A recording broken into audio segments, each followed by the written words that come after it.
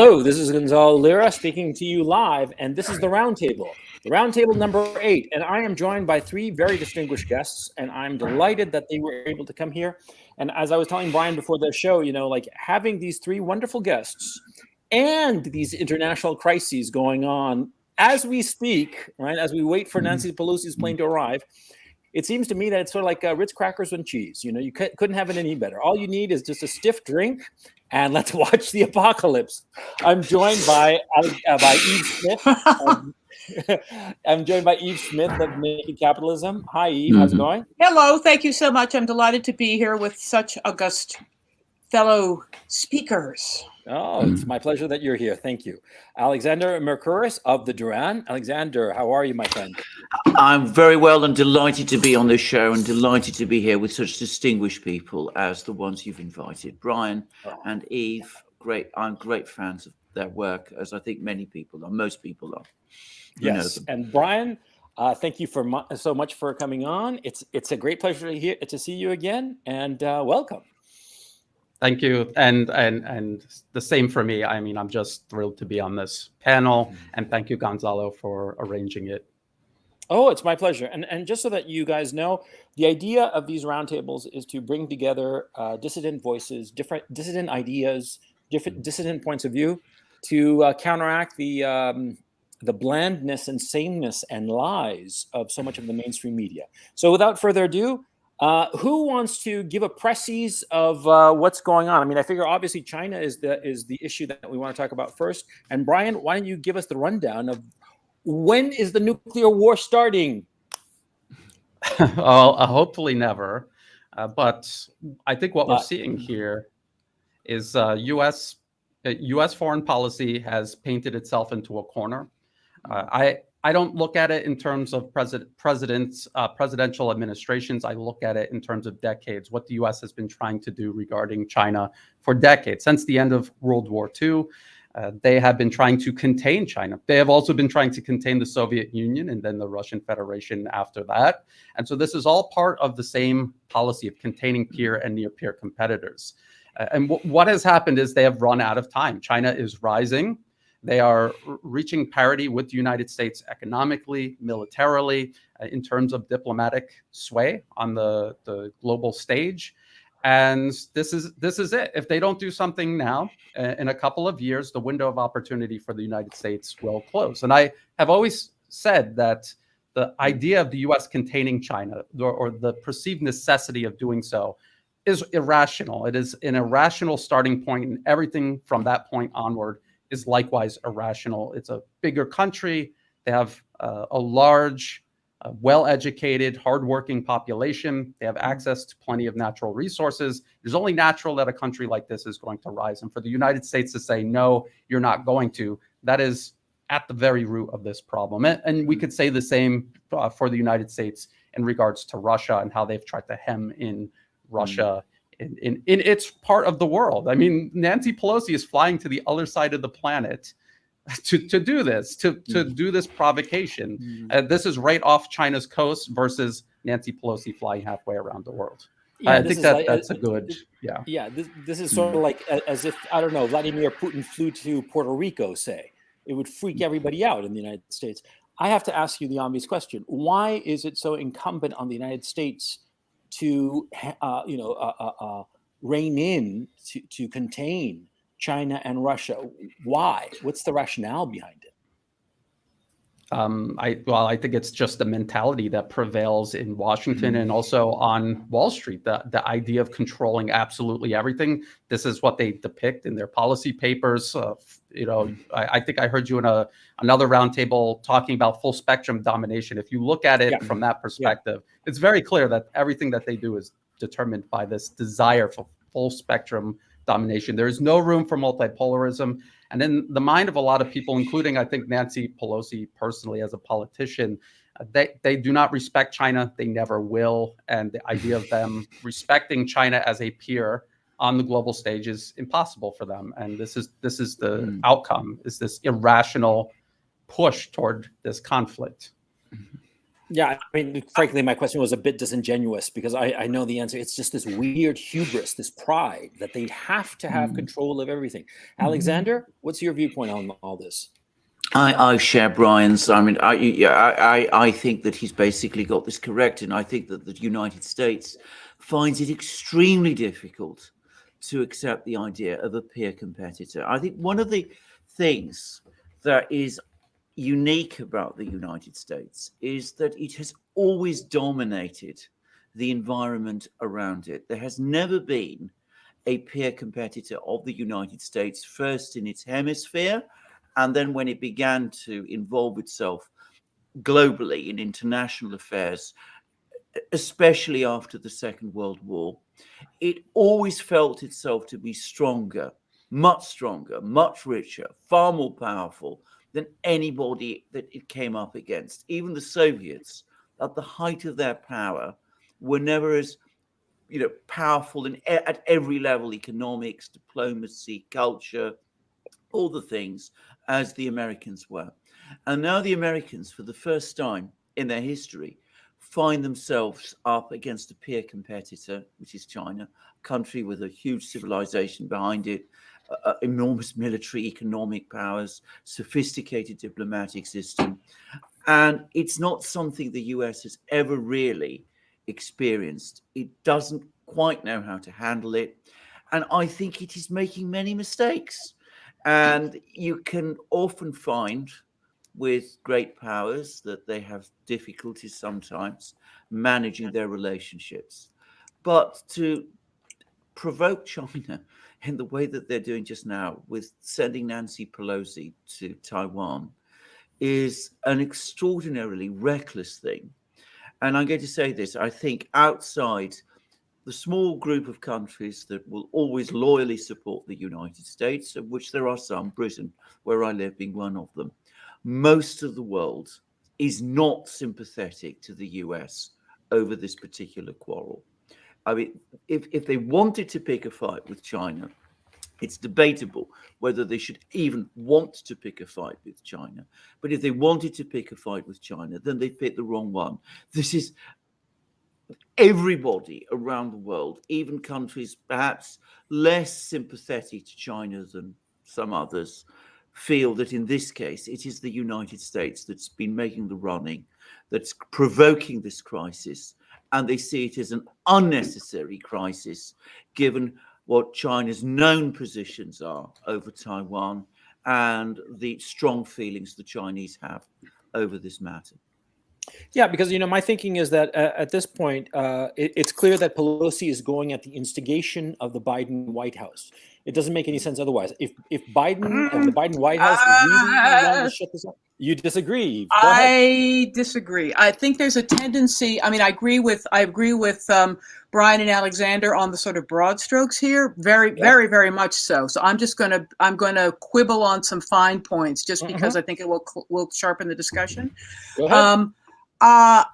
There's a tendency that there's, I don't know if all of you have read the book Dune or not, but one of my favorite lines in it is the most enduring forces in the universe are accident and error. Fair enough. And I believe, Pelosi wanted to make this trip initially in June. I do genuinely believe that she had COVID. So that kind of obviates the notion that this is timed now because of wanting to divert attention from Ukraine.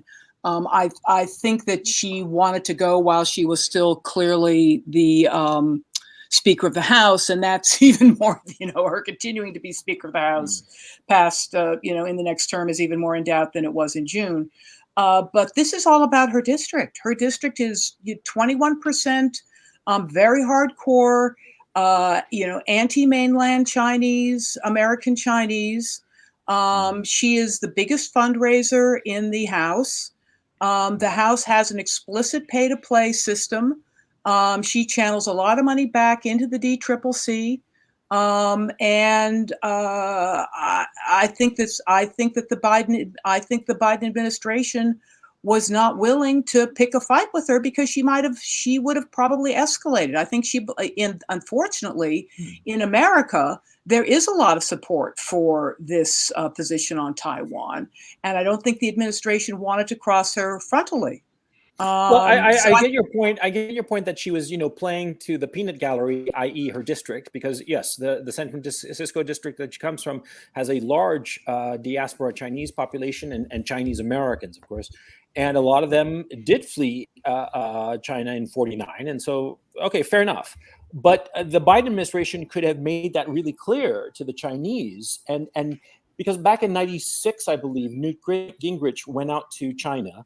And but it was clear to everyone involved that he was not going there, even though at the time he was Speaker of the House. He was not going in the capacity as the American position, because at the time Newt Gingrich and Bill Clinton were sworn enemies, as it were, and so the Chinese let it slide. Oh no, Why I agree. The Biden administration do that now? I agree that I think Biden erred enormously in making that phone call to Xi.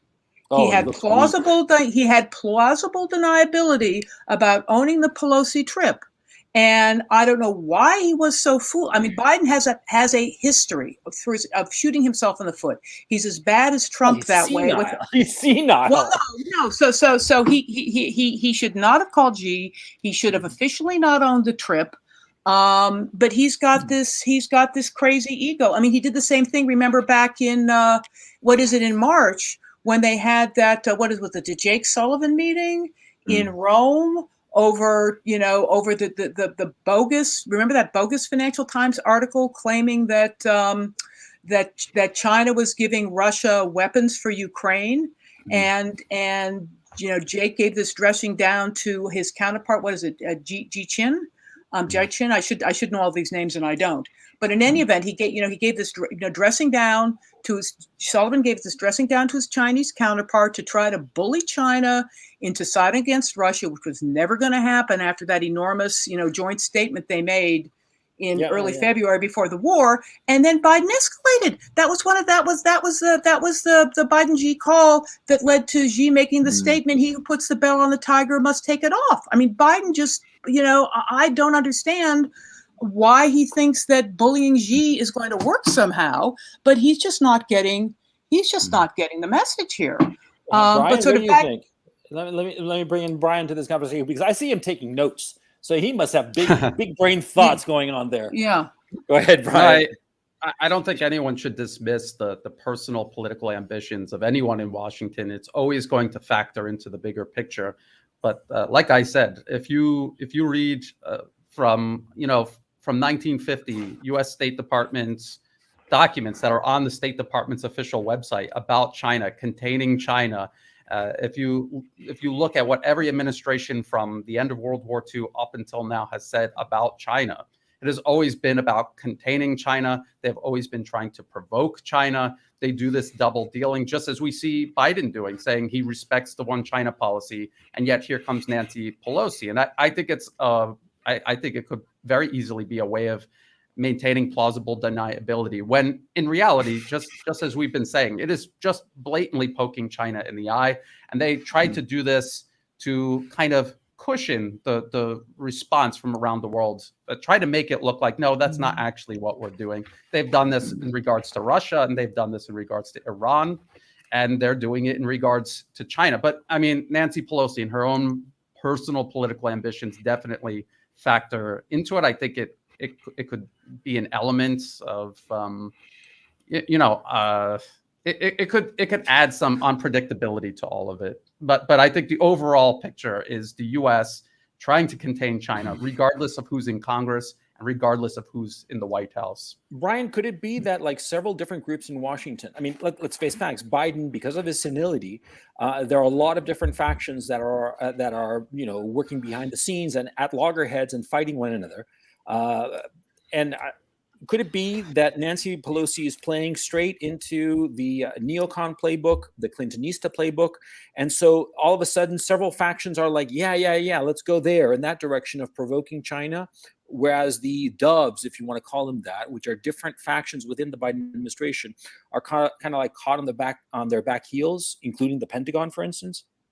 I'm not even really aware of anyone that has an even remotely enlightened view of China in Washington or across the Western mainstream media. I'm unaware of that. If there is someone, I mean, please name them. Maybe they're in the back of my mind somewhere. Oh, I think there's a sort of less polite version of the summary that Alexander gave, which is that Americans are remarkably provincial.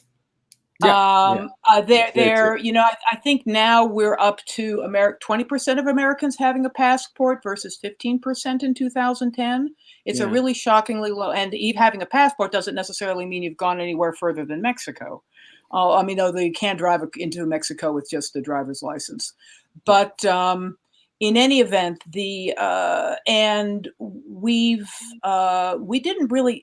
went very suddenly to being a military power. I mean, in the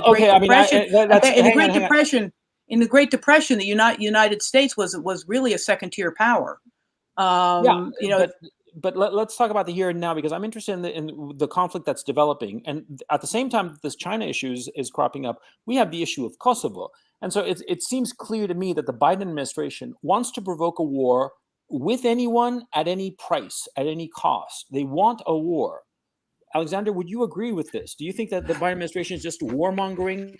And do you think, as I believe, and correct me or dispute me if you will, that the Biden administration wants a war to cover up the fact that its economic policies are a complete disaster? Right, well, there's a lot of things to unpack there, but let me first of all talk about Nancy Pelosi, because I think it's entirely possible that she is the original sole begetter of this idea of going to Taipei. The problem is that is not how the Chinese perceive it. Now, I've been reading, the Chinese media, that part of the Chinese media which I can access, which is English language. And of course, as far as the Chinese are concerned, she is going as a representative of the United States government. They don't care about these distinctions between the House of Representatives and the administration. They're saying, as far as we can see, this is something that the entire government of the United States is behind. I agree with that completely. And that is the problem. Now, if relations between China and the United States at this time had been stable, if there'd been a civil relationship between these two powers, well, it could have probably absorbed something like a trip by a vainglorious speaker of the House who has a particular electorate in her district that she needs to satisfy. But unfortunately, that is not the situation in which we are in. Now, Brian has explained about, how there's been this pressure on China over many, many years. But on top of all of this, you had a succession of missteps by the administration going all the way back to the Alaska summit. And, I understand Brian's point that this is to some extent a trend, but it's been an escalating trend. And that has already aroused Chinese suspicions and Chinese concerns. And for me, there was a particular moment in one of the readouts that the Chinese have provided of the various calls between Xi Jinping and Biden. And it's not the most recent conversations. It was an earlier one in which Xi Jinping said to Biden, this is what the Chinese report him as having said, well, you tell me one thing about Taiwan, but your administration, your government is doing something else. You tell me that you support the one China policy, but at the same time, it's clear to us in China that the entire policy of the United States is to undermine the one China policy. And on top of that feeling of mistrust and, dare I say it, not just disrespect between these two leaders, which already exists, we have this trip by Nancy Pelosi to Taipei. And the administration, far from calling her in, which I think they could have done, as Yves said, we had Biden telephoning Xi Jinping, hectoring him, and we've had another extremely tense call, perhaps the most difficult that the two have had up till now. So at one level, undoubtedly, there has been a long history of things going badly, of the United States trying to contain China. But there's no doubt at all that this particular affair has been incredibly badly handled. And that brings me, Gonzalo, to your other point. I don't know to what extent this administration is looking to pick fights, but what it is doing is it's not avoiding them. It doesn't have that skill that a competent administration does, which is that they see the problems, if you like, the driver that sees the bumps in the road and swerves around them. What it does instead is it crashes into them, and then, if anything, it puts down the accelerator. So we've had a crisis over Ukraine, which could certainly have been avoided, in my opinion. And now we're getting into a crisis with China, which could have been avoided as well.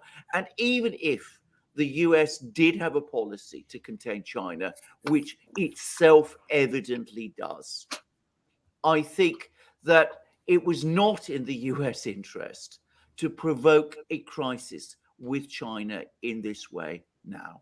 Well, I think this is going to turn out to be even more than a crisis. This is a watershed event.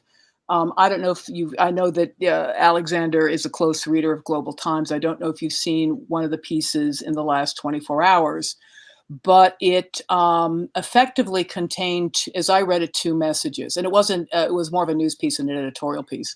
But one was that I think it was, and I assume this parallels messaging within China, because again, we're all hostage to the fact that we're reading, English language sources.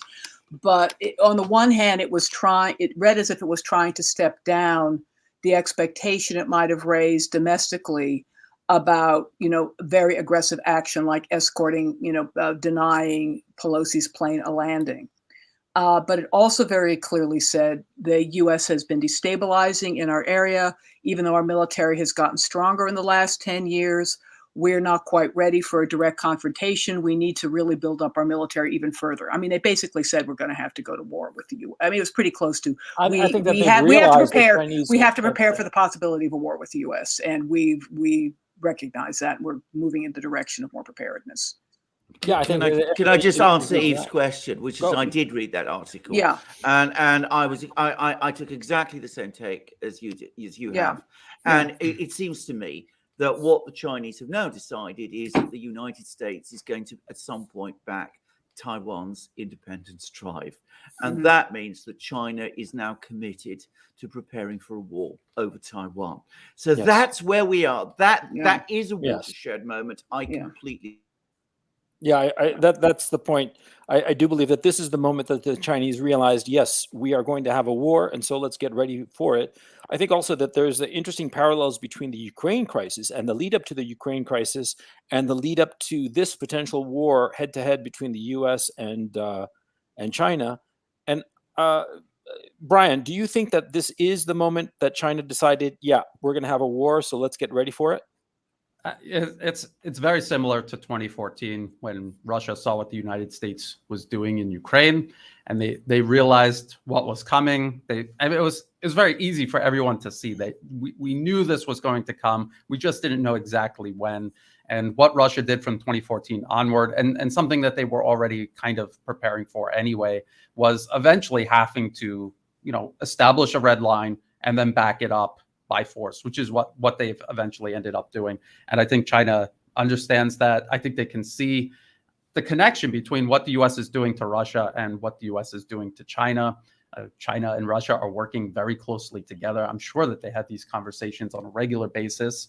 And yes, I think they understand this is not going to stop until two things happen, until China makes it stop or until the political circles, the circles of power in the United States and to a lesser extent in the EU, the ones going along with this, if they were to somehow kind of collapse under their own weight. Because just like what Alexander was saying, I believe that U.S.-Chinese policy, you see it changing, I think, more than anything else because of China's growing strength, its military strength, its economic strength. and this forces radical changes in U.S. policy towards China. But his point about the administration failing to handle this with any sort of capability at all, if you look at the qualities of the people in every position of power in the U.S., I mean, these are the last people you'd want to be in charge of anything in any kind of crisis, let alone a self-made crisis like this. It's very dangerous.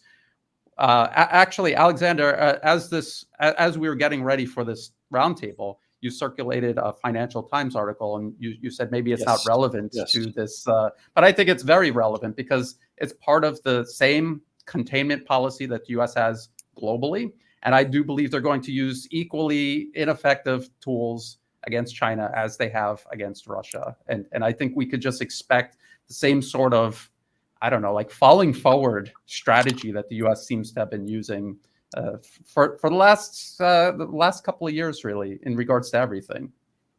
There are 2 points each of you. There's one point each of you made in recent presentations that I thought would be worth getting on the table. One, Brian, was that you mentioned that China doesn't even need to blockade Taiwan. They're so dependent on China as a import and export market that all they'd have to do is cut them off, and they'd quickly be in a great deal of economic trouble. Yes. I don't know how the U.S. would clearly regard that as a provocation, and yet would be very difficult. How could they, respond to that? Because it's not a blockade, it's not a traditional act of war, and wouldn't even be a formal sanction. I saw I think that in the last, you mentioned this too, but I saw it separately on Twitter. In the last 24 hours, they've blocked some exports to Taiwan, and their excuse is documentation. Oh, the documentation is bad, but they could come up with, a zillion bureaucratic excuses for not doing business with Taiwan or substantially throttling it down. And then, Alexander, you had made a point about how a real turning point for the old USSR was when it got in a conflict with China in the East. And that meant it was effectively in a two-front, even if not in a two-front hot conflict, it had to act as if it was in a two-front pretty hot conflict. And it was that draining of resources that, led to the fall of the USSR. And here the US is putting itself, is effectively in the same position. Absolutely. On the second point, I should say that I've had Russians actually tell me this, including somebody who actually had access to Brezhnev himself. So it was a major problem for the Russians. They, by the way, mismanaged their relationship with China disastrously in the 60s and the 70s. And I think many people who say to themselves, well, these two countries, China and Russia, they've had bad relations in the past. They're basically frenemies. The Russians don't trust the Chinese. They're afraid that, one day they'll be submerged by the Chinese. Those concerns do exist in Russia.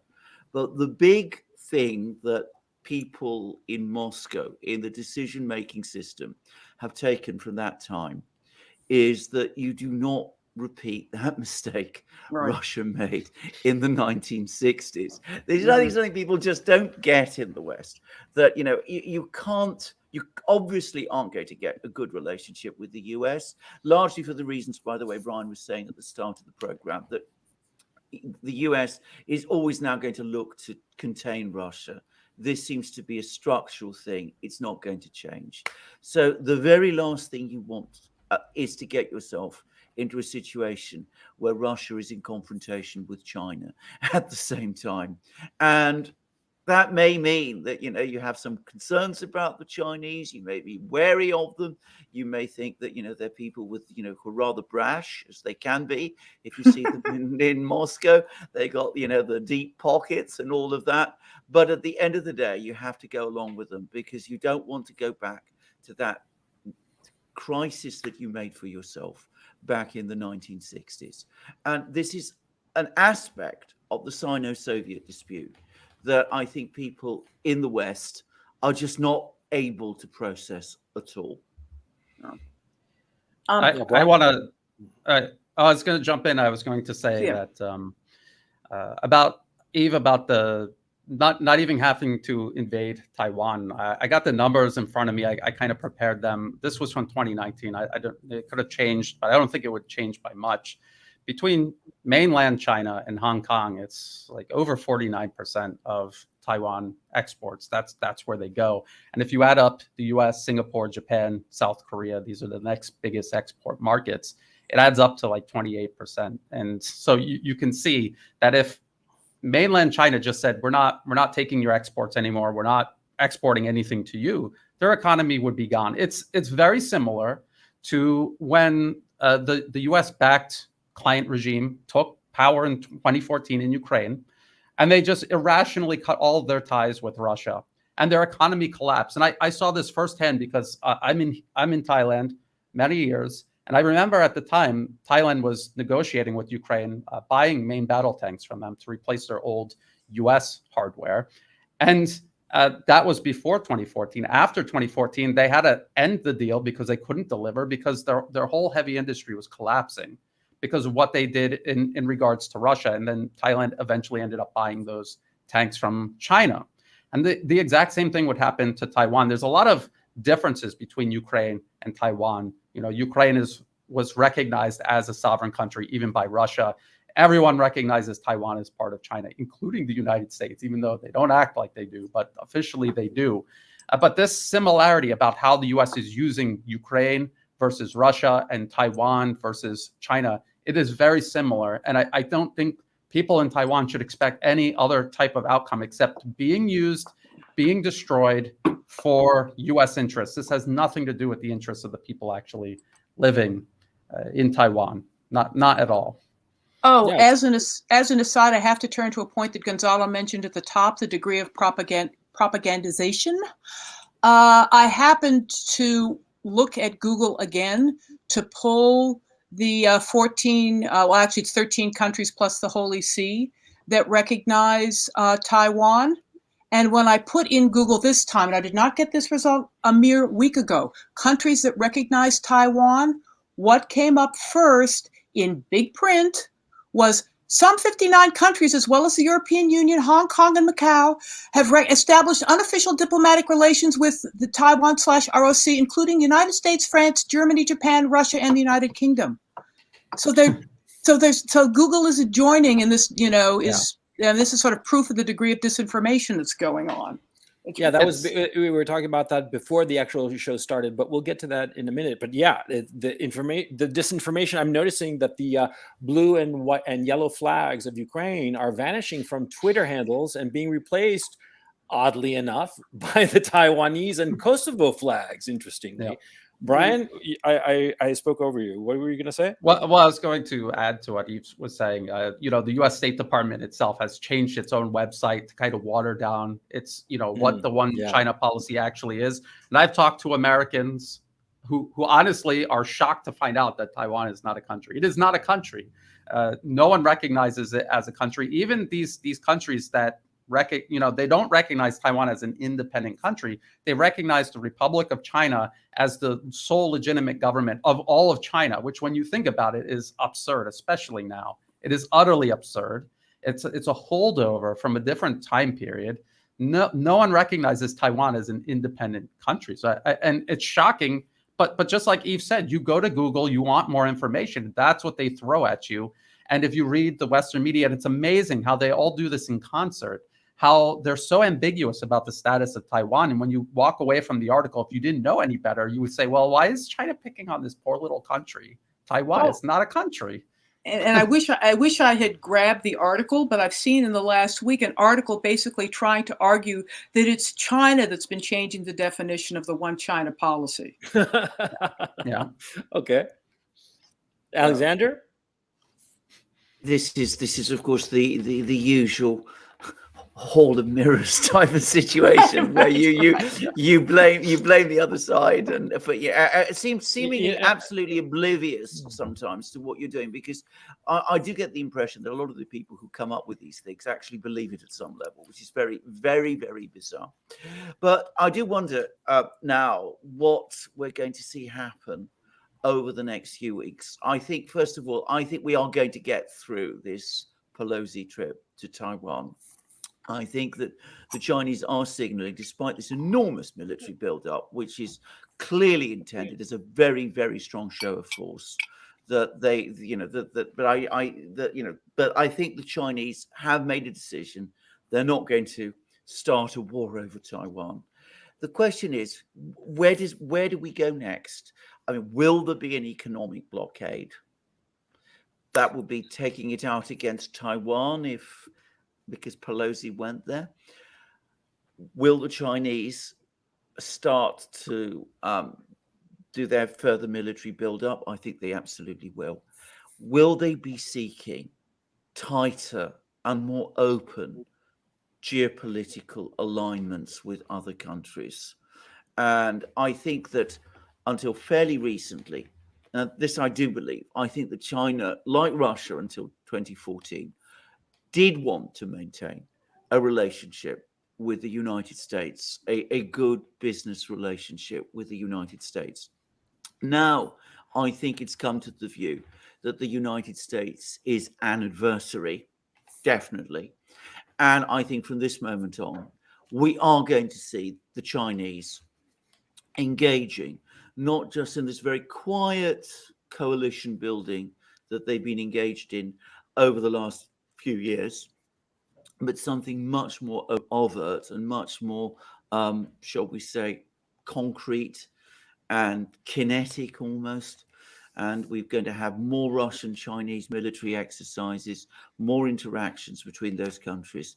And I think a more sustained effort by China to attract not just friends and partners, but countries that you might start to call allies outside the Eurasian sphere. And that, I think, is something that the United States perhaps ought to have thought about before it ventured into sort of getting into a situation of trying to contain China. Because just as the United States seems to believe that it can impose economic penalties on other countries and is always surprised when they can reciprocate, as Brian tells us China can do with Taiwan.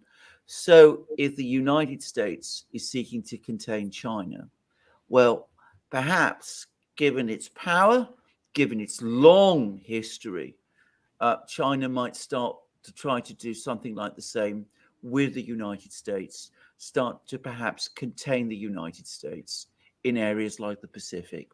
I don't know what the others think about this. Well, I'm here in the region. I'm in Thailand. A lot of people still think of Thailand as a very close U.S. ally. I don't think that that's true. I don't even think that it was true during the Vietnam War. I think Thailand was watching the U.S. dropping bombs and killing millions of people, and they didn't want to be the next one in line. So they play this game, this middle game.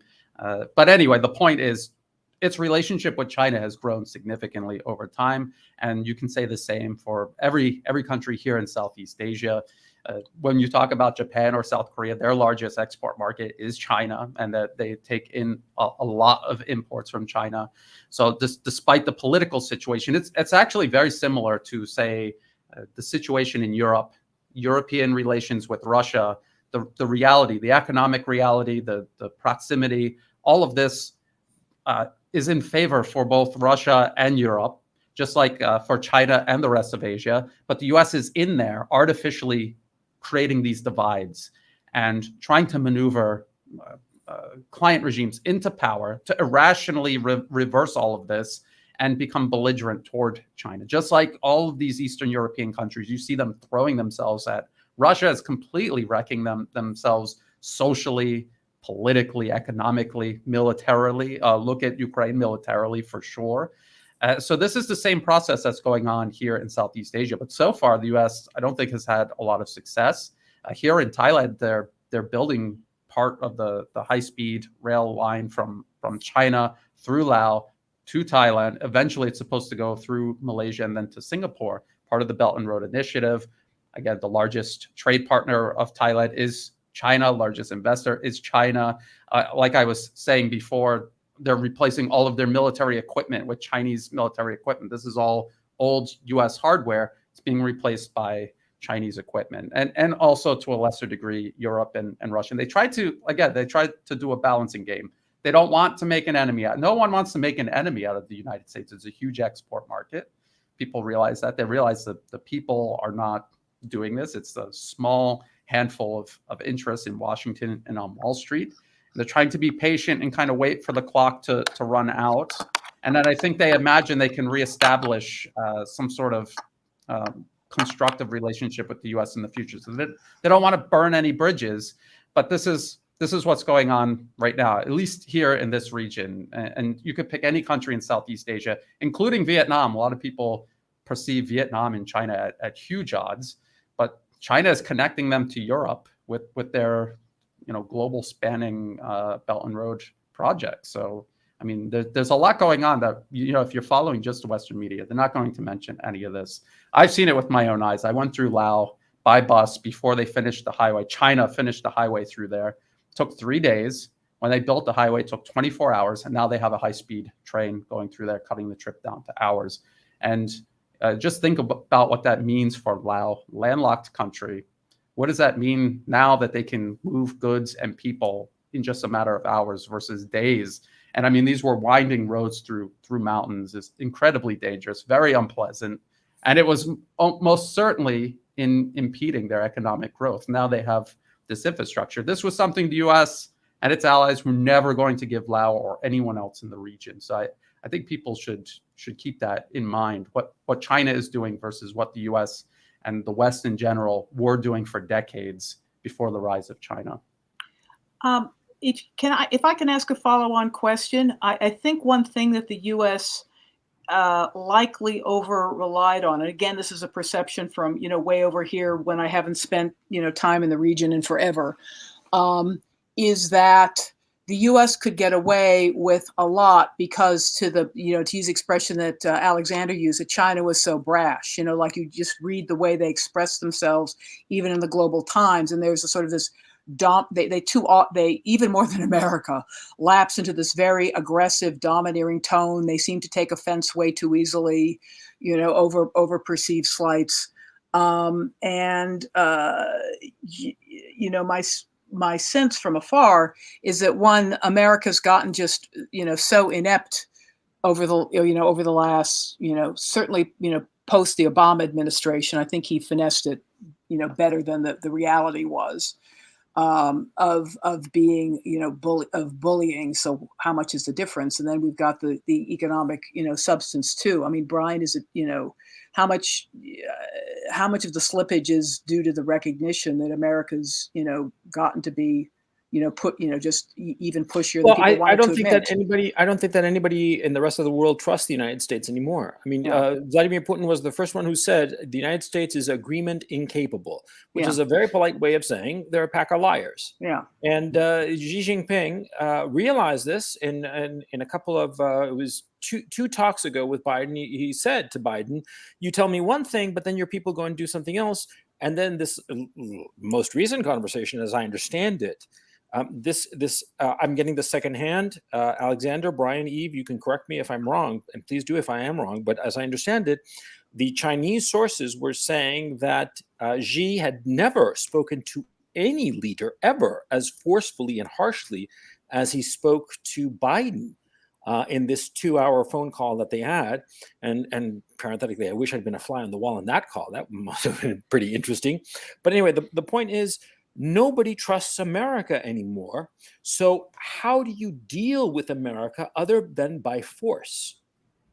Does this? Yeah. Well, yeah. It makes sense. I think that's what Russia. That's their calculus going into Ukraine, and I think that's the calculus that is floating around in Beijing. But to get to Yves' question, China and Southeast Asia. They've been doing business before the United States was ever even a country. I mean, these are ties that go back centuries and centuries. Thai people, every Thai person is at least a percentage of Chinese. They can, there's different ethnic groups that moved into Thailand. And there's huge cultural influence that spans, again, centuries up to and including today. I mean, there's modern influence as well, just because of the proximity. It's a region. It's one single region. And I think that countries had been going along with the United States because they had no choice. I mean, what was Thailand going to tell the United States during the Vietnam War? No, please drop bombs on us also. And just to add to the complexity of all this, if you really look into it, there was supposedly a Communist Party of Thailand that was fighting the government and the monarchy. It's a constitutional monarchy, Thailand. And if you actually look into it, it's very similar to how the United States stood up these terrorist organizations in the Middle East and came in under the pretext of helping the countries fighting them, while also at the same time sponsoring them. And so it's a very insidious process. Everyone is aware of this. They don't trust the U.S. They don't like doing business with the U.S. They like to do business with American companies, but the U.S. as a government has been a very negative force in Asia forever. I mean, it was just another Western empire coming into the region from their point of view. So now that the U.S. is losing steam, I guess you could say it's kind of retreating in some ways from the region. People are eager to really work with China the way that they should have been all along. And if you read the history, especially Thailand, again being this stalwart U.S. ally, but at the time all they talked about was repairing relations with China after the war was over. That's all they talked about. They had good relations before. They want good relations with everyone. I think most countries with leadership that at least are trying to look after the best interests of their own countries, they want good ties with everyone. No one wants some kind of conflict with anyone. They try to avoid it at all costs. And just one example of the type of, the way the U.S. does business. I think it was 2015. There were these Uyghur extremists. They were terror suspects. They had left China and they were on their way to Syria to join the militancy against the Syrian government. And they were caught in Thailand. They were imprisoned, and China asked for them to be extradited. The U.S. said, no, you better allow them to travel onward to Turkey so they could go to Syria. So Thailand, because things were already changing at that point, they said, no, we have to honor this extradition treaty with China. We're sending them back to China. You'd want us to send people back to the U.S. if it was the other way around. And then a couple of months later, there was a bomb in Bangkok, downtown Bangkok, a place that I walked by all the time, killed 20 people, mostly Chinese tourists. And this was one of the extremist groups that the U.S. was using, not only in Xinjiang, China, Western China, but also using them as part of this force in Syria fighting against the Syrian government. That's how the U.S. does business, and people are starting to grow aware of this. Brian, can I just flat out say it? Are you saying that the United States sponsored a bomb in retaliation for this extradition? Well, they support the terrorist groups that carried it out. So I mean, it would be very hard to find actual evidence, like a paper trail or like a receipt or something. Yeah, but yeah, I mean, but we're grown-ups. We can draw the inference. I mean, because okay, this is horrifying as far as I'm concerned. I wanted to pivot the conversation a little bit to the Kosovo situation, which I mean, as far as I'm concerned, Kosovo was just, everything was hunky-dory there. And then all of a sudden we have a mess. Alexander, I want to bring you in on this conversation since it's closer to you. Well, it's closer to me, but you're smarter and you're better informed. So, Alexander, what the hell happened? Because all I know is this. 5 days ago, Anthony Blinken was I don't know if he was actually in Kosovo or in Belgrade, but all of a sudden he's there, and then presto, we have this crisis. What the hell is going on?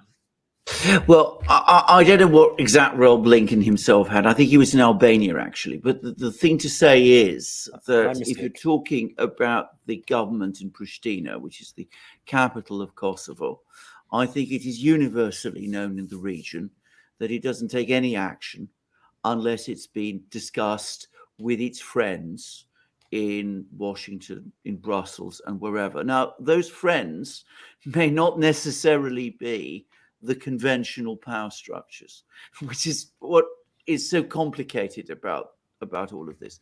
Can I just make a very general observation, which is about the whole situation in the Western Balkans? And you said it is my region. It is actually very much my region. I'm Greek. My family, part of my family, comes from northern Greece, from northern Epirus, which borders on Albania. Some members of my family lived in Albania, during the communist era. and my father went on used to go on secret diplomatic missions for the Greek government to Albania, the communist government of Albania, at a time when we were technically at war with them.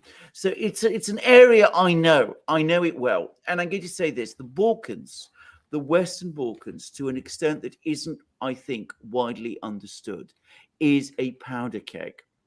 What you have established in the Western Balkans as a result of policies, part of them made in Washington, part of them made in Brussels, a lot of them, I have to say, made in Berlin, is you've created a Serbia which remains, in Balkan terms, a powerful country, and it is now surrounded by a chain of unstable microstates: Montenegro, Macedonia, Kosovo, Bosnia, against which, all of which, Serbia has claims, and which in turn have claims on Serbia. Anybody who knows the history of this region, anybody who is familiar with the modern history of the Balkans, knows that this is unsustainable. So this is already a very combustible situation. Now, the Serbs have a particular strong feeling about Kosovo. Kosovo was a place which is very bound up with Serb history, and this is something that Serbs do care about. There's also deep resentments in Serbia at the way in which Kosovo was pulled out of Serbia, out of Yugoslavia, as a result of the 1999 war. Serbia does not recognize Kosovo's independence.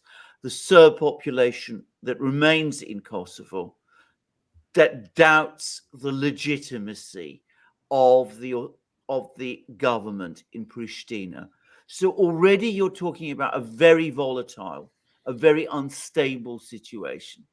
And then out of the blue, somebody comes along and comes up with this idea. It's not actually out of the blue. It's been building up for a while, but suddenly it crystallizes that you're going to try and have this re-registration of people, Serb people, in northeast Kosovo, at a time when obviously this is going to be seen by those people as a challenge to their identity. It's something that people in Serbia cannot overlook. It's something that people in the government in Belgrade cannot overlook.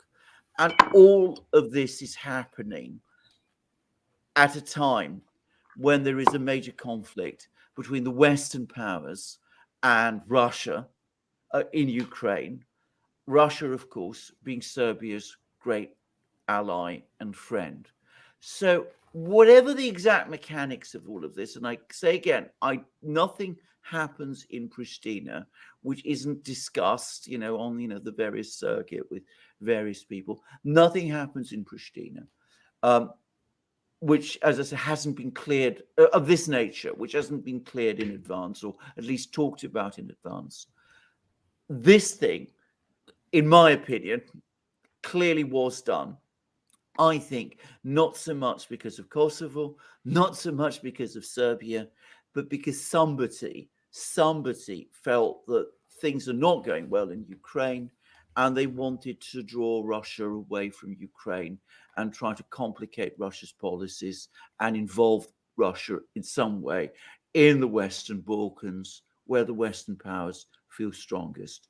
Now, the story, however, is that clearly there were other people in the region, in Europe, who weren't happy. They don't want another crisis in Europe at this time. And for the moment, that crisis has been contained. The government of Greece, I am sure, was one of these. I'm sure that they do not want a crisis in Kosovo at this time. But clearly other governments have stepped in as well.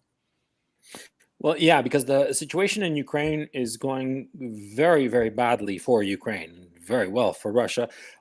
Let me just make a parenthesis here and just fill you guys in. In the last few days, there's been the big scandal has been that there was a missile attack in the town of Olenivka, where something like 53 Ukrainian POWs were killed.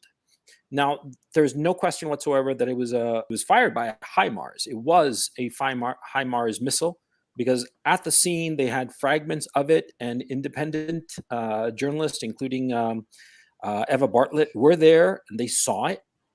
They saw the pieces. Also, people online have deduced the trajectory of the missile that hit, and the HIMARS, as I understand it, and Brian, you're a military guy, you can confirm this that I'm about to say, which is that the HIMARS, the targeting of it is done by the Americans. I was not aware of this until recently. Is that accurate, Brian? I really don't know what the actual truth is behind that. I mean, supposedly they're being trained to use this and do the targeting on their own. That's what they had been saying. That doesn't mean that it's not the U.S. picking targets. I think there's a couple of explanations for this, and I kind of tend to think that it was a bit of an accident. But before we get into this, I just want to say what Alexander is explaining about Kosovo. I mean, this is what the U.S. does everywhere. They do this everywhere. This is what they were doing in Ukraine, and this is what they're trying to do all over China, not just with Taiwan, but also Xinjiang. They had a militancy they were backing there, the Free Tibet movement. That was the CIA since the 50s. Their own documents on their own website say that. And so this is a pattern, and it's very important for people to understand that, and understand that this meddling, this is what is creating these. It's like there's probably problems there already to begin with, but this is the U.S. taking advantage of it, weaponizing it, I guess you could say. But for the HIMARS, I tend to think that it was an accident. A lot of people say they wanted to kill the Azov militants. They were talking.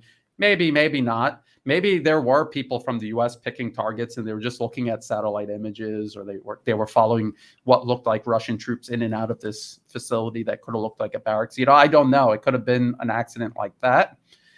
So it's hard to tell. But just the fact that Ukraine said no, it was Russia. They blew it up. We know, like, it was the day that it happened, and they're saying, yeah, we've drawn this conclusion. How could you possibly conduct an investigation and draw a conclusion like that regarding something like that so quickly? So they're just making stuff up. I highly doubt it. I mean, it's not beyond the realm of possibility, but I mean, is that a thing? Blowing up prisons to cover up torch? I thought you just like put them in a river or something. I don't know. I never heard of that before. I would like to say that they're being creative, but it's just not even plausible what they're saying. So I tend to believe that it was HIMARS. They hit it. And then it makes you wonder how many of these other targets, these command and control posts or ammunition depots that Ukraine has been hitting with these HIMARS, how many of them are actually these targets they claim they are, and how many of them might just be civilian industrial targets? It really begs that question. Yeah, the HIMARS situation, immediately Ukraine blamed the Russians. Okay, fine. There are two other issues that have popped up, because everybody's saying that there's an operational pause in Ukraine, that the Russians are on an operational pause. That's not true. They're keep on keeping on. They're not letting up at all. There just hasn't been any kind of notable advance. It's just a steady grind as usual. But the two things that have popped up over the last week have been, one, the Ukrainians have been firing these petal mines.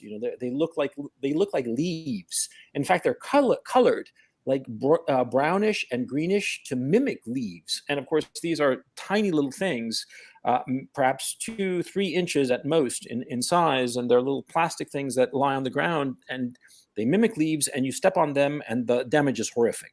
It'll blow off your foot. It can kill a small child easily.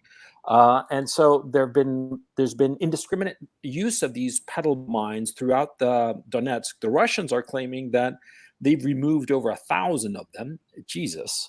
And God alone knows how many have been left that will not be found until years later, when some poor guy just steps on one by accident. But anyway, the petal mines, and then there's the other issue of the forced evacuation of civilians from Bakhmut and some other towns, Kramatorsk.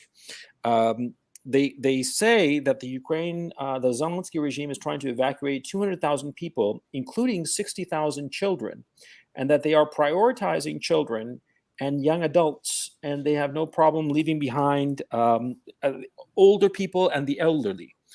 And they basically want to empty out the region of the Donbass that they are about to lose. Now, what I'm going to say is what the perception here in Kharkov is from people I've talked to casually. This is what they believe. It's could be true or maybe it's not, but this is what they believe. Here in Kharkov, they believe that, number one, those pedal mines were fired by the Zelensky regime forces. And the other widespread belief is the belief that those children that are being removed, forcibly evacuated, are going to wind up being trafficked to the West. There is a sincere fear of this. Now, I'm in Kharkov, which is an ethnic Russian city. And what has happened here, as I've been explained by some people who are obviously ethnic Russians, that the ethnic Ukrainians have left, and the more educated people, or the people who view their future as, Europe, they've left long ago. The people who are in Kharkov now are ethnic Russians. And quite frankly, most of them want to be captured by the Russians, because they don't see them as being captured by the Russians, but liberated by the Russians. And so the people here in Kharkov, which was not in favor of breaking away in 2014 from Ukraine after the Maidan revolution, well, they want to be liberated or captured. You pick a phrase as your political preference dictates. They want to be liberated, captured by the Russians as quickly as possible, and they are genuinely fearful of their children, of losing custody of their children, which I find deeply bizarre. And there's no question that this was sincere. The people I spoke with, they were absolutely sincere. And so this is, I don't know if it's propaganda coming from somewhere or if there's enough information seeping out that it's a justifiable fear. I do have to say, though, that people that I knew here in Kharkov who had family in Mariupol were telling me that the Azov battalion and the other far-right crazies were shooting up civilians. And after everything was over, it turned out that that was true, that they really were shooting up civilians. So perhaps this rumor, this fear, which might sound like Russian propaganda, is accurate. But the point that's interesting is that all of these issues, the pedal mines, the HIMARS, the forced evacuation even, everything is being flipped around, and the Western media is pointing it towards Russia and saying it's all Russia. Russia is doing this, even though, for instance, the pedal mines, it's indisputably being coming from the Ukraine side, that they're firing at Donbass. And so, Yves, I want to turn it to you. You're on top. You run Naked Capitalism. By the way, links to everybody's website is down below. You run a news aggregation site. I mean, well, that's part of the function of Naked. Yeah, part of what you do. Yeah, of course, with the wonderful links every morning and the water cooler, right?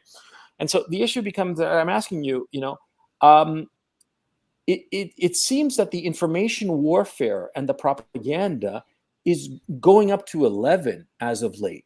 Are you seeing this? What are you seeing insofar as the propaganda? Oh yeah, I thought it couldn't get worse, and it is getting worse. To your point about the mines, there were earlier, they didn't get the same traction, but there were earlier accusations about Russians mining, and it was like mining fields, as if they would bother, doing that, or that were any, I mean, it was nonsensical, and that one, kind of went nowhere. But I think there's still some people connected.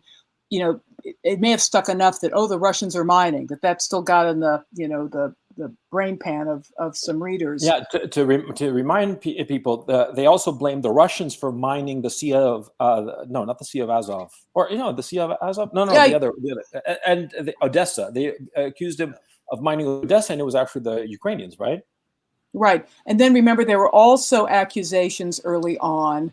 So they're basically building the same themes again and again. Remember, there were also accusations it was in Mariupol of forced evacuations of Ukrainians against their will, and families being taken hostage and spirited away to camps, and that appeared to have stuck a bit. So this latest round of propaganda looks to be building and amplifying on this. But the pedal mines are just, I mean, that's a war crime. I mean, there's just no two ways around that. And I have no idea what's happening with the forced evacuations, but at this point, nothing would surprise me. I mean, nothing would surprise me. But back to the big point of the propaganda. I mean, you see kind of both. At least with Ukraine, you see kind of both layers going on. On the one hand, they're trying to, they've been moving it up. You see fewer and fewer stories above the fold. And yet, particularly, I mean, Alexander, I'm sure you'd comment on it, from the UK press, you're still seeing these deranged, Ukraine can still win, Russia's failing, that's just not going away with no evidence, but they keep flogging it as if, Ukraine will somehow, come back from the dead and beat the evil Ruskies. I mean, I just, so they're hammering away on, and again, it's more Wunderwaffen. Oh, now they're still acting as if Ukraine gets the 300-kilometer HIMARS, that somehow that will turn things around. So. Well, can I just say, I mean, it is exactly the same in Britain, only I think it is actually a level worse. And of course, our Ministry of Defence regularly publishes bulletins, which is just astonishing to read. I mean, they are very bizarre. But if we're talking about the HIMARS attack on the prison camp and on the petal bombs in Donetsk city and all that, here in Britain, it is almost entirely reported as if this is something the Russians have done. So it's the Russians who launched the rocket attack on the prison camp, the Russians who planted the petal bombs. Now, I haven't read this article, but a number of people have told me that the Mail on Sunday, which is one of our, big circulation newspapers, is actually claiming that the Russians launched these petal bombs on Donetsk city, and Ukrainian soldiers who are busy clearing them. Ukrainian soldiers busily clearing them in Donetsk city. Now, I should say, I mean, that I stopped reading the Daily Mail, by the way. At least its coverage on this war. It would not surprise me. I mean, and of course we had all those stories about Putin being ill with cancer, with this, with that, and with the other. Unfortunately, in Britain, in the case of Britain, I don't have any doubt at all that one of the major sources of much of this misinformation is the British government. If you look, as I said, at the Ministry of Defence briefings, I mean, they're astonishing in themselves. But the British government, for some reason, is actively promoting a misinformation campaign in Britain about the course of the war. And I have to ask myself, why is he doing this? Because obviously, people in Ukraine, in Russia, in Donbass, they're not being fooled about the direction of events. The Russians are not going to be reading, the Daily Mail and coming to these bizarre conclusions about this. So this is clearly directed at the British public. It's the British public which is being fed this disinformation. And again, I have to ask, why is this being done? Why are we being told these things, which are so blatantly untrue? And the only conclusion I can reach, and the only conclusion I think anybody can reach, is that we've got ourselves in Britain and in Europe into an extremely difficult situation. There's probably a lot of criticism behind the scenes, much more than perhaps we, in fact, fully know, from various, from the city, the business community, that things just can't go on like this.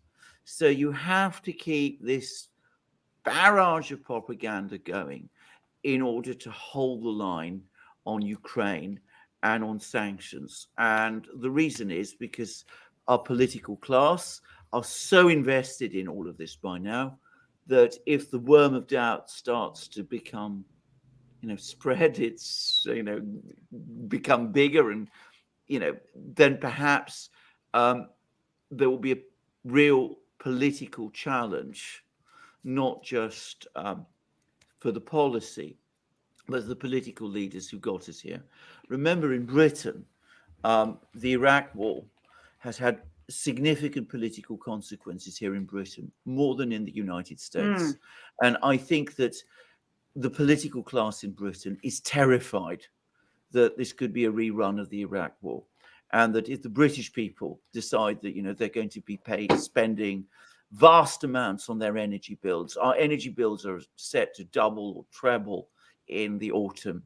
and that this is all for nothing, then, as I said, there will be severe political consequences. And that's why you have to keep up this drum roll that it's all going to be fine. It's all going to turn out well.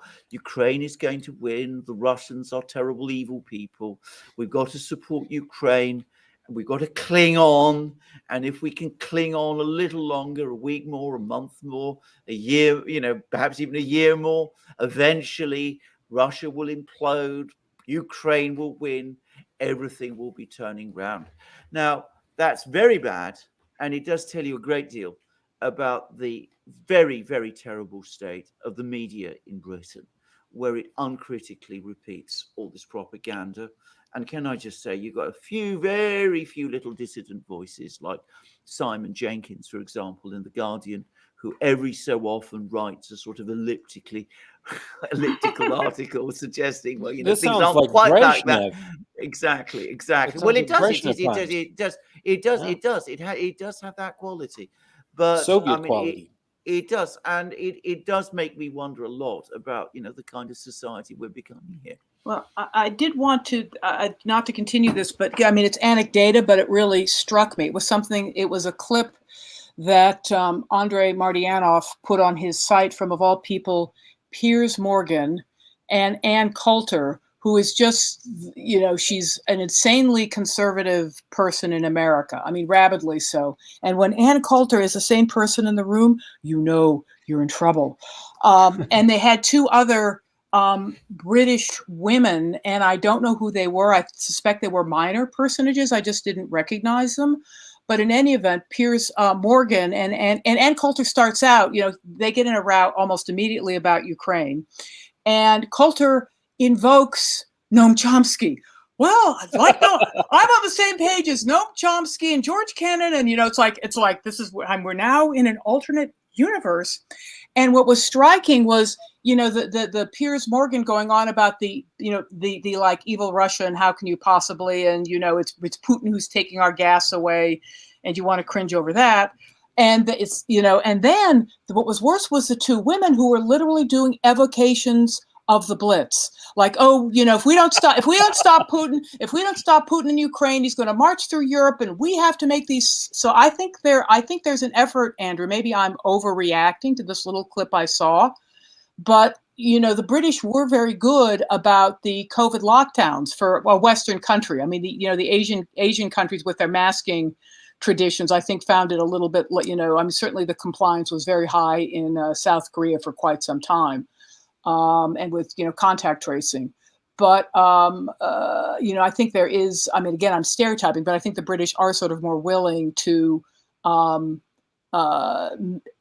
make sacrifices if they think there's a reason. If they think there's much more so than Americans, who are of the "who are you to tell us what to do," reflex.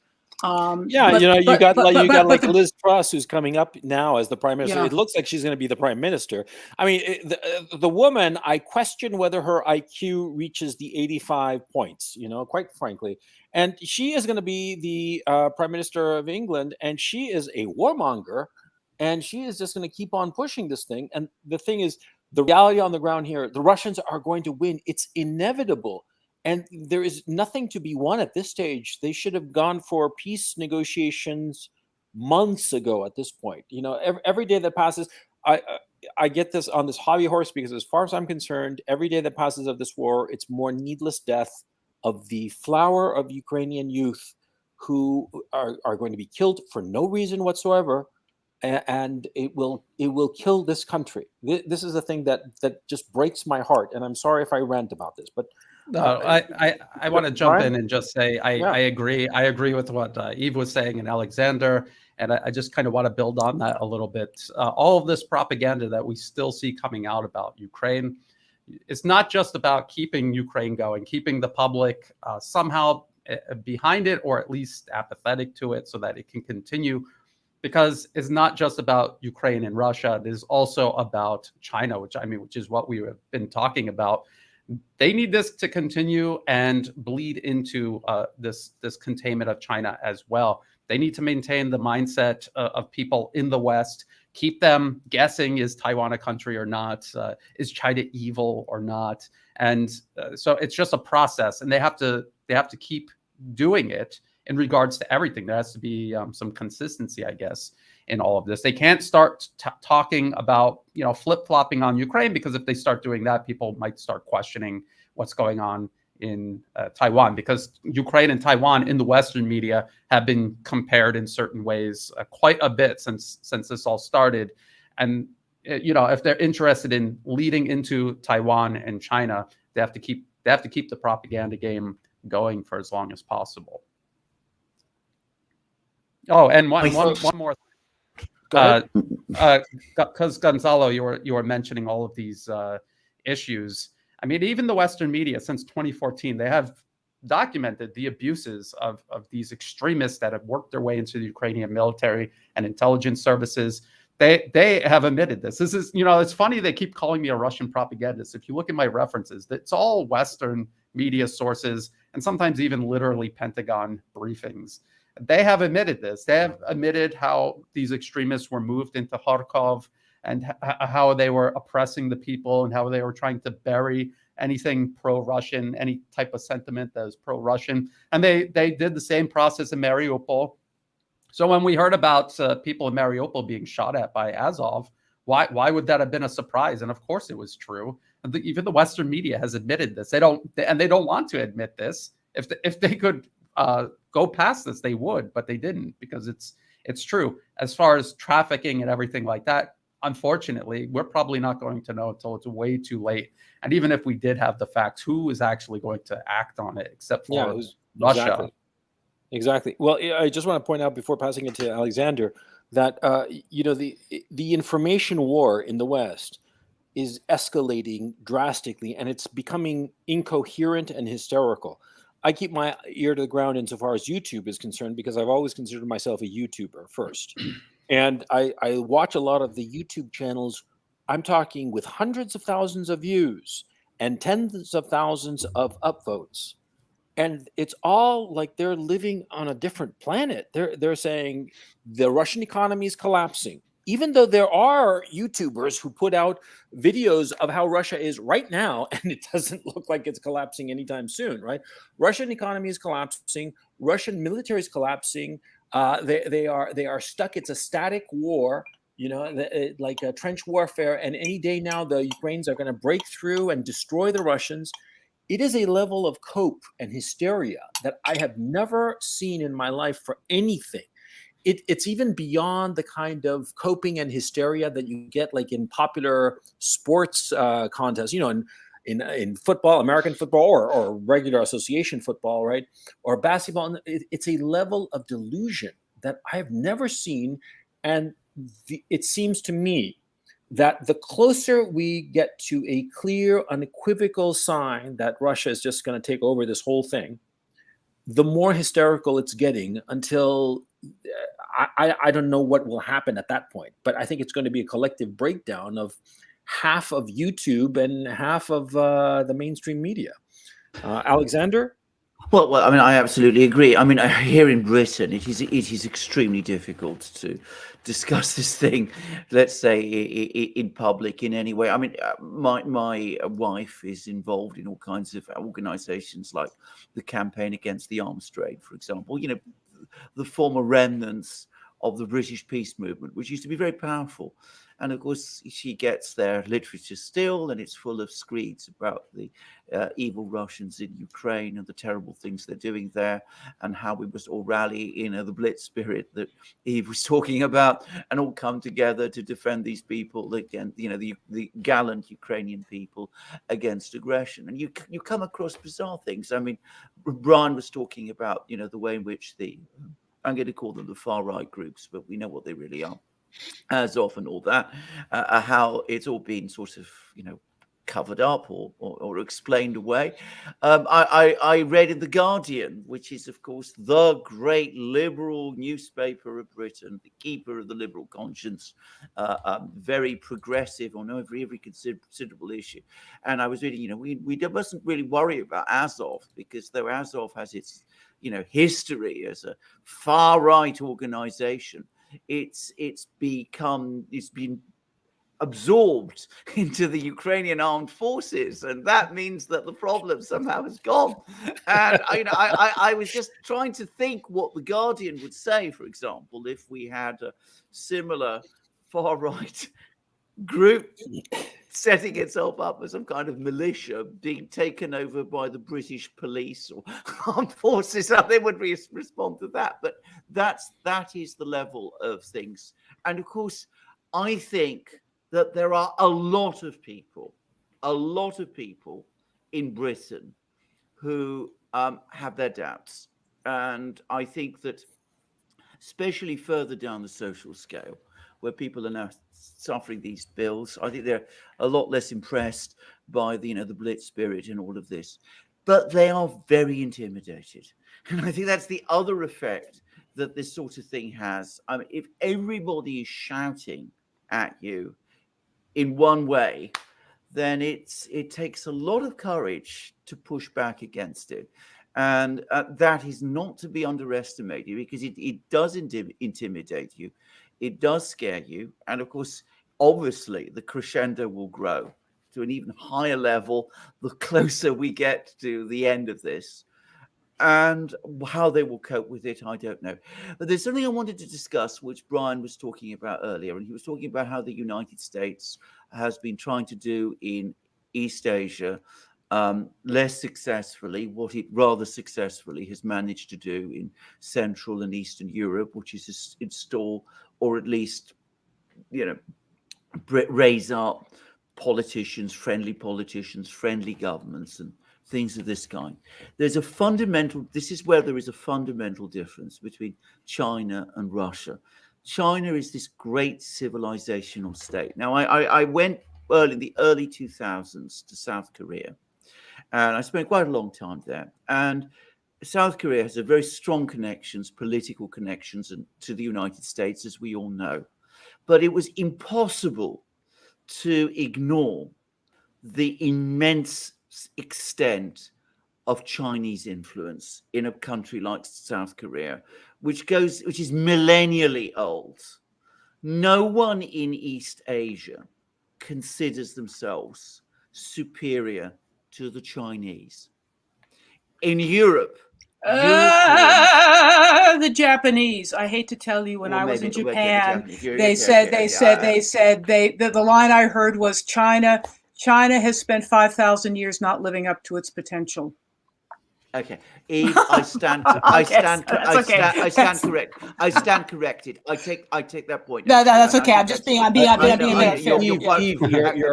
your mic level. You should turn down the mic level. I'm sorry. No, it's fine. No, it's all right. But overall, I mean, the fact is, China does have this cultural magnetic pull. Russia doesn't. In Russia, Europeans feel themselves superior to the Russians. They may have no justification in thinking that anymore, but they do. So it's very easy to play on people to say, well, in Ukraine, you want to be part of Europe because Europe, after all, is where the civilization is. That's where we have the Renaissance. That's where we have Beethoven and Mozart. That's where we have the best rock music. That's where we have all of these things. And people are drawn to that. And you cannot underestimate the importance of this. And with China in East Asia, apart from Japan, and I accept entirely, by the way, I take your point completely about Japan, Eve, but in China and in the rest of East Asia, I don't think that applies at all. And I think that if the Americans are trying to use some of the mechanisms that they've used quite successfully in Europe and try to reproduce them in East Asia, I think that they will fail and fail completely, because they have misunderstood the fundamental differences in the history and culture of these regions. I want to agree with that. And in Japan also, like for Yves' point, I mean, Japan, but it's interesting because there's a wide mix of people in Japan. When I went to China, I was first in Japan, and I crossed over on a boat, and I was on a boat full of Japanese people who who are going to China Sorry, as tourists. sorry, Brian. Just a quick parenthesis. Eve, could you please mute your microphone? Sorry. That's all right. That's all right. That's okay. Yeah. Thank you. They were going to China because they love China and they wanted to travel there. So I mean, it's a mixed bag, but I definitely take Eve's point. I think Alexander was on the first roundtable talk here, organized by Gonzalo, where you were explaining the roots of Russophobia, and about how European people don't understand Russia. They don't speak Russian. They don't travel to Russia. When Russians travel to Europe, they don't interact with them. They know nothing about their history, their culture, their music, their literature. And it's easy for people who are busy doing other things to just assume they don't have any. Or if they do, it can't be anything amazing because I've never heard of it. All of that, all of those points, and I think you were alluding to this, it's 10 times worse, or maybe 100 times worse when it comes to the West and their perception of China. They don't know anything about China. They don't speak Chinese. They don't travel to China. Their interaction with Chinese people traveling in their country is minimum. And I think it's 10 times worse. I think that the feeling of superiority by many Westerners, not all Westerners, but many Westerners, is that we're far superior to China. I mean, they think about China, they think about all of these people on bicycles or something. They have not gone there and seen it. I've gone there and I've seen it. And when you see it, it's one of those things you have to see to believe. The immense power of everything that's going on, the industrialization, the industrial base, the infrastructure, everything. I mean, it'll definitely change your perception when you see it for yourself. And I had someone comment on one of my videos one time. They said China is not a civilization to be lectured. It's a civilization to be studied and learned from. And Angelo Giuliano, who comes on my channel often, I mean, he always says this about how he accepts that he doesn't really understand everything about China, and that he needs to be humble and learn from it. And that, I think people in China, when they go to the West, that's what they do. They have an open mind. They want to learn about the West. When I was in Singapore, there were Chinese students sent by the Chinese government to go to Singapore and learn how they ran things because they wanted to emulate certain aspects of it. Could you imagine the United States ever doing something like that? No, and I've never heard of anything like that. So I just think it's important for people who have a negative perception of China to ask themselves, where did you hear these negative things? Is it from the same people telling you Ukraine's going to win, next week, their big offensive?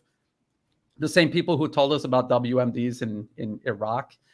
We have to admit we don't really know much about it, and then start from zero and build our perception up of it. Because I see so many people who are right about so many other things, but then when it comes to China, and they'll just talk about how CNN was lying about something, and then they talk about prison camps in China, and then you're like, what is your source? And they say CNN. And I just find that amazing that there's people doing that. Well, what happens with a lot of people's impressions of China is that they get this idea that it's a giant plastics factory that mass produces cheap crap, and that it's just miserable. And the thing that stuck in people's minds is, those endless crowds of people, all of them wearing Mao's suit. The one I'm talking about from the early 70s, right? And I think that that's the image that remains with people, and they haven't gotten over that. And the fact that China doesn't feel the need to export its culture as aggressively as the Americans do leads to this notion that, they're just it's a plastics factory. Russia is a giant gas station with nukes, and China is a plastics factory, and done. Would this be a fair assessment of what Americans think of China, Yves? Yeah, well, I don't think, again, I think it's Americans really don't think of China that much, which is even worse. And to the extent they think of China, it may not be so much those old Mao stories, although those, images had come up, but things like the horrible pollution during the Beijing Olympics. The pollution stories get a tremendous amount of play, tremendous amount. Oh, the Yangtze River is dying. Things like that. There's all this mercury poisoning. So to the extent that China's prosperity is acknowledged, but it's come at this high cost because they've done all this dirty manufacturing that we wouldn't do. And the flip side to your point about culture, I mean, I find the idea that America has, any culture to be, substantially overstated. I mean, what we've been exporting is really our lifestyles through our movies. And then that's grossly exaggerated. Among other things, the houses are just staggeringly bigger and better, even by America's overhoused standards. And that's partly, you would know this, Gonzalo, from your experience with movie making. Just to get decent interior angles, you need a big room. So you're always going to wind up showing big interior rooms if you're doing interior scenes. I mean, what is American culture? We've got some good modern art. We have some, merely okay literature, and we have very good movies. I mean, movies are really our art form. Yeah, movies and jazz. That would be the American art forms. Yeah, but Well, go ahead, Brian. I would just say, being in Asia, I lived in Japan for a few years. I've been to China. I live in Thailand. I've been in Singapore. People in this region have a very open mind. They understand the importance of tradition and their history, their culture, but they also have an open mind to Western culture, including American culture. They don't do this thing where they compare, theirs to America's. That just seems like something that I find a lot of people in the West do. I bump into foreigners traveling here or living here all the time, and they have this insufferable superiority complex. And I don't think that it's warranted, but I also think it's completely unnecessary. Why do you feel the need to compare? And then, I mean, it's different. I wouldn't say one is more than, why can't you just agree it's different and learn from it? Because I find that not all Asian people, but many do try to learn. Yeah, it's like when I was living in Paris, I lived there about 10 years ago for about a year or so. And the French people I got to know in Paris, Parisians, they were so parochial.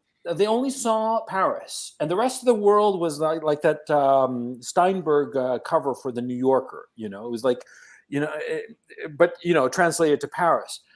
They didn't see anything beyond, and that happens with Americans. They don't see anything beyond. And of course, there's that other great quote from Full Metal Jacket. Inside the foreigner, the Asian, there is an American struggling to break out. And that's the mentality that so many Americans have, that the rest of the world wants to be American, and they're just struggling to break out of their foreign suit, and become an American. And what I find fascinating is that there is always a local contingent that's happy to play into this bizarre vision. You see it with, like, for instance, to give an easy example, Garry Kasparov, a Russian who is in the West and is mimicking what the Americans and Europeans want to see about Russia. He has a far more sophisticated view of Russia. He's from Russia, but he presents this view, and he presents himself as a Western man. And you see this everywhere. And all these people are kind of like locals who have been indoctrinated into the Western parochialism. And as if, they're presenting themselves as, yes, I am a Ukrainian, but I am inside an American struggling to break out of my Ukraine suit, and those are the people that the Americans latch onto and use those people as their on the ground agents. They're, what was the name of the Indian local agent? It's slipping my mind right now. It's the Alzheimer's. But you know what I'm talking about. I mean, Brian, Alexander, you know what I'm referring to with these people who are like the locals who are trying to be Western and curry favor and wind up getting the money, like Karzai in Hamid Karzai in Afghanistan. You know what I'm saying? That seems to be endemic, and it seems that those are the people who are selling a vision to the Western decision makers that are catastrophic for these countries. That's I guess the point I'm doing. I take the point completely. Can I just make one quick observation coming back to what Yves was saying, which is that, of course, maybe Americans don't know very much about Europe, but don't make the mistake of thinking that Europeans actually know very much about America.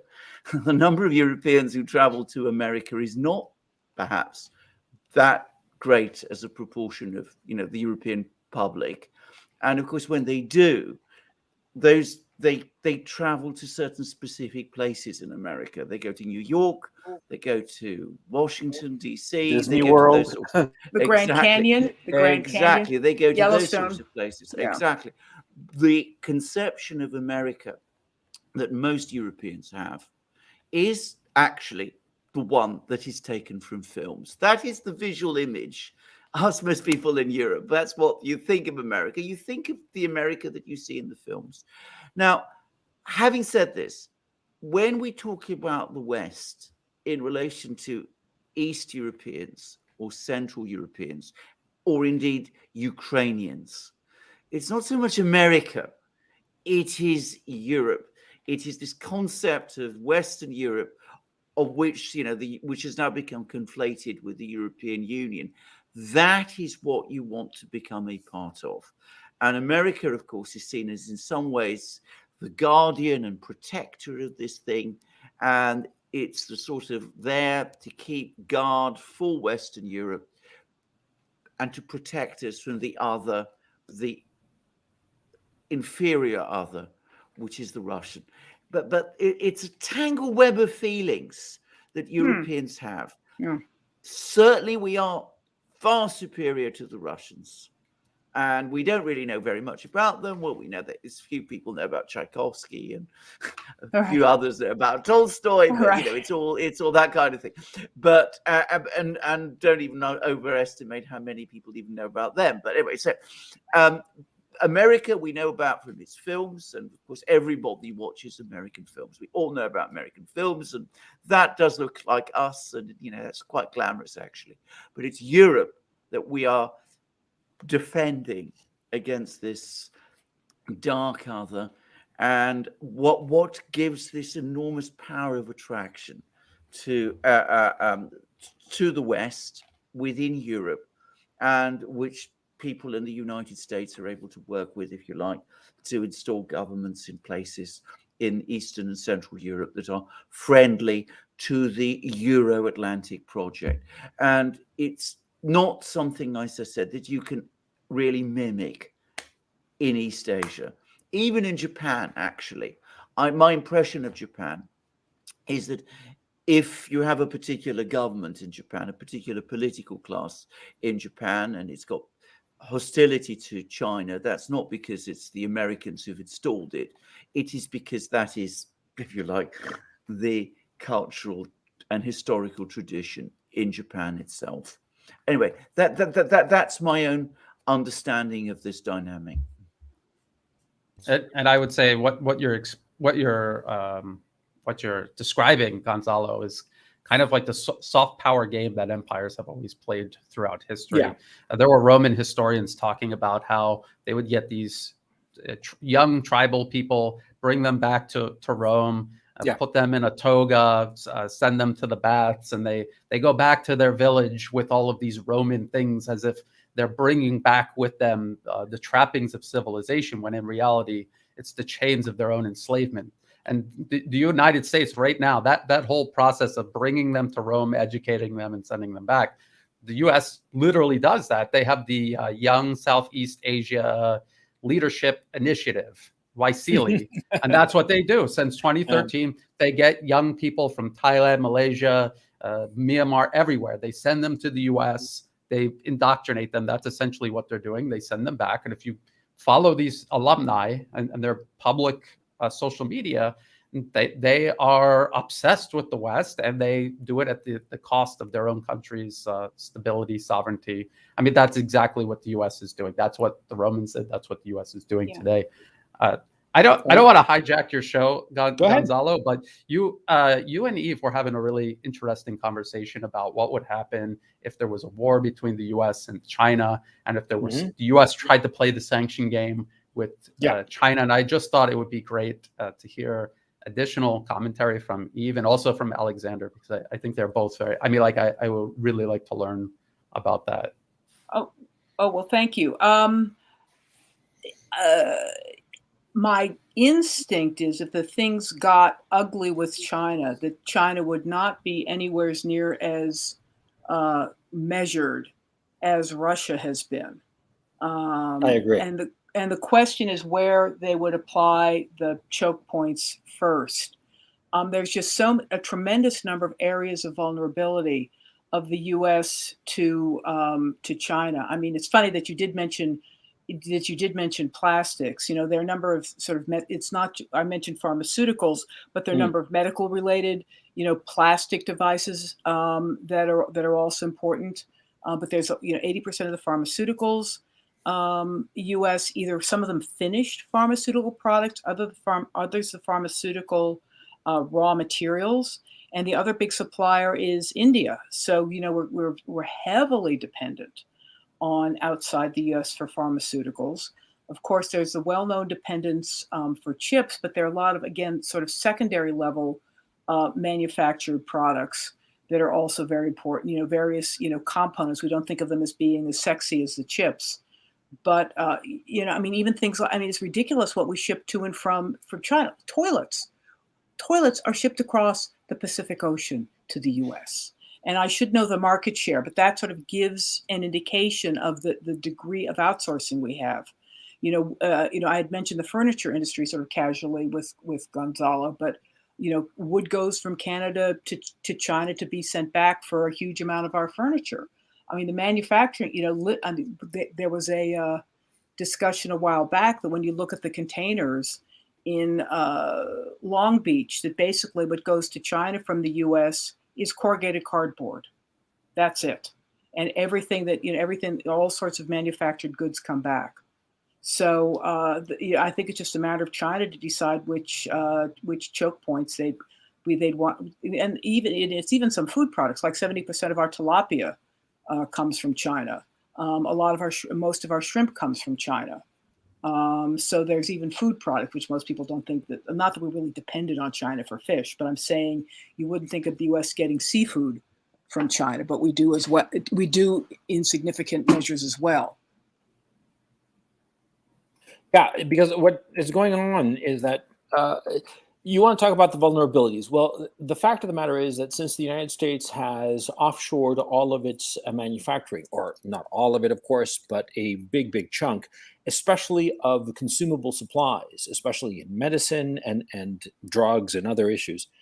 If China shut down the oxygen tube, the United States would die.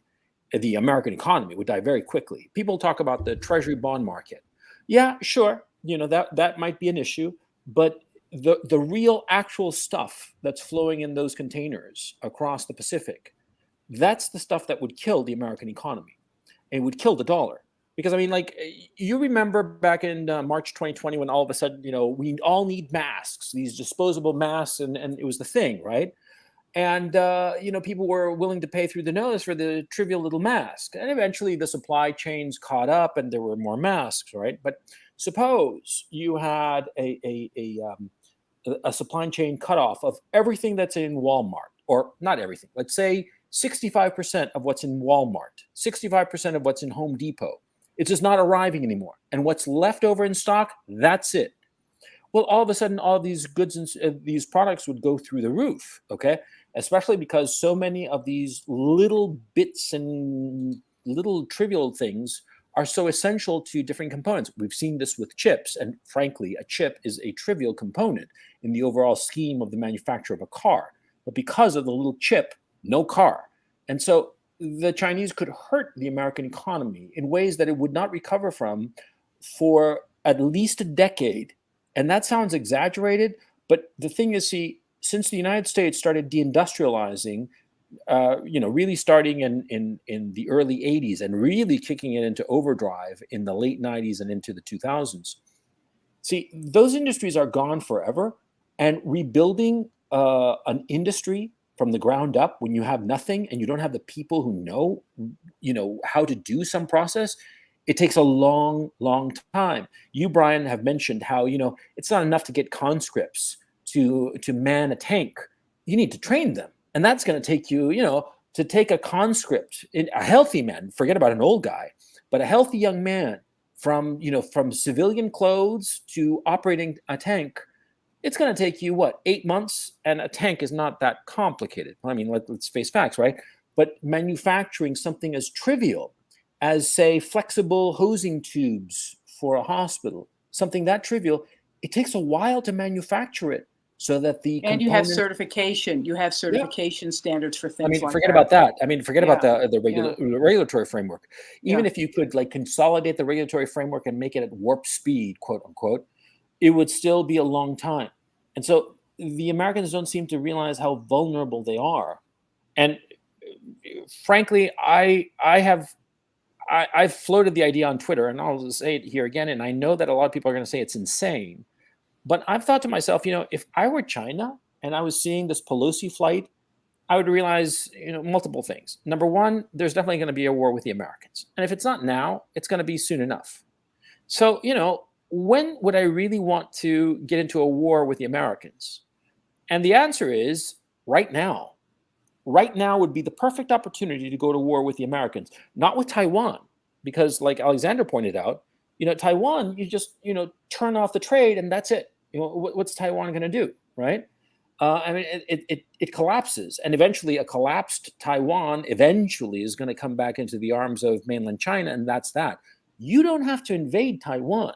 The only reason that Taiwan is an issue is because it's got this big bully standing behind, i.e. the United States. And see, if you were to hit the United States now hard, I mean, hit the aircraft carriers. They have 4 aircraft carriers right there now. Right now, the America, the Tripoli, and the Ronald Reagan, plus another one, the 4th one. The name slips my mind. They have it in Hawaii right now. If the Chinese were to hit those aircraft carriers and sink them, as they desperately want to, because they've never forgotten the '96 humiliation of Bill Clinton cruising that aircraft carrier in the Strait of Taiwan, if the Chinese were to hit those aircraft carriers and cut off the trade spigot to America, it would cripple the United States militarily, cripple the United States economy, and in a realistic sense, short of nuclear weapons, there is nothing the United States could do to counteract these measures. And so I think to myself, frankly, if I were Chinese, now would be the time to go to war when the Americans don't expect it. I know it sounds insane, but it seems to me, and you guys tell me what you think, that now catching the Americans with their pants down might be the best time to go to war. What do you think? I mean, this is just spitballing, and it's an idea, a hypothetical. Yeah. But I'm throwing it out there. I don't think the Chinese want to go to war with the United States at this time. I think that they are wise enough to know that that is an incredibly risky thing. If there is going to be a war, which I think that they have decided that it will be, they're not going to go to war because Nancy Pelosi is going to Taiwan. I think this is too trivial an event for that. But I think that they will prepare for this. Now, the big question, and this is where a lot of things have been brought up. I'm not going to touch on the military side. People always laugh when I say I'm not a military person, but I actually am not a military person. So I mean, I'm going to leave that to Brian. And by the way, it was Brian who said that if China switches off the tap to Taiwan, Taiwan really doesn't have any other businesses. I just want to talk about the economics.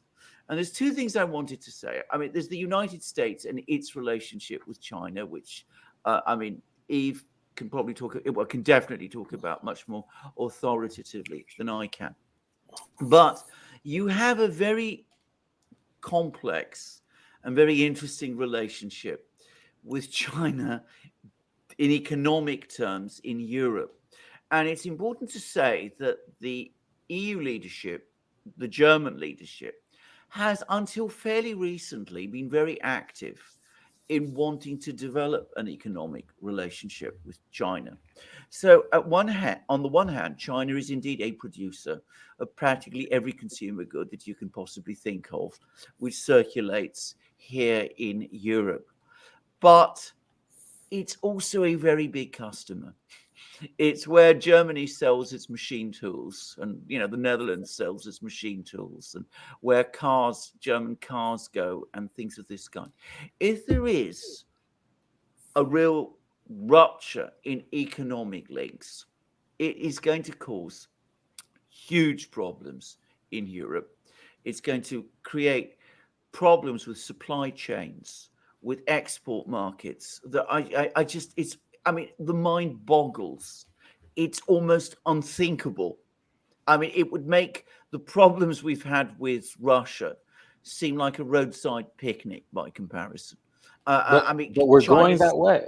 We're going that way. This is the point.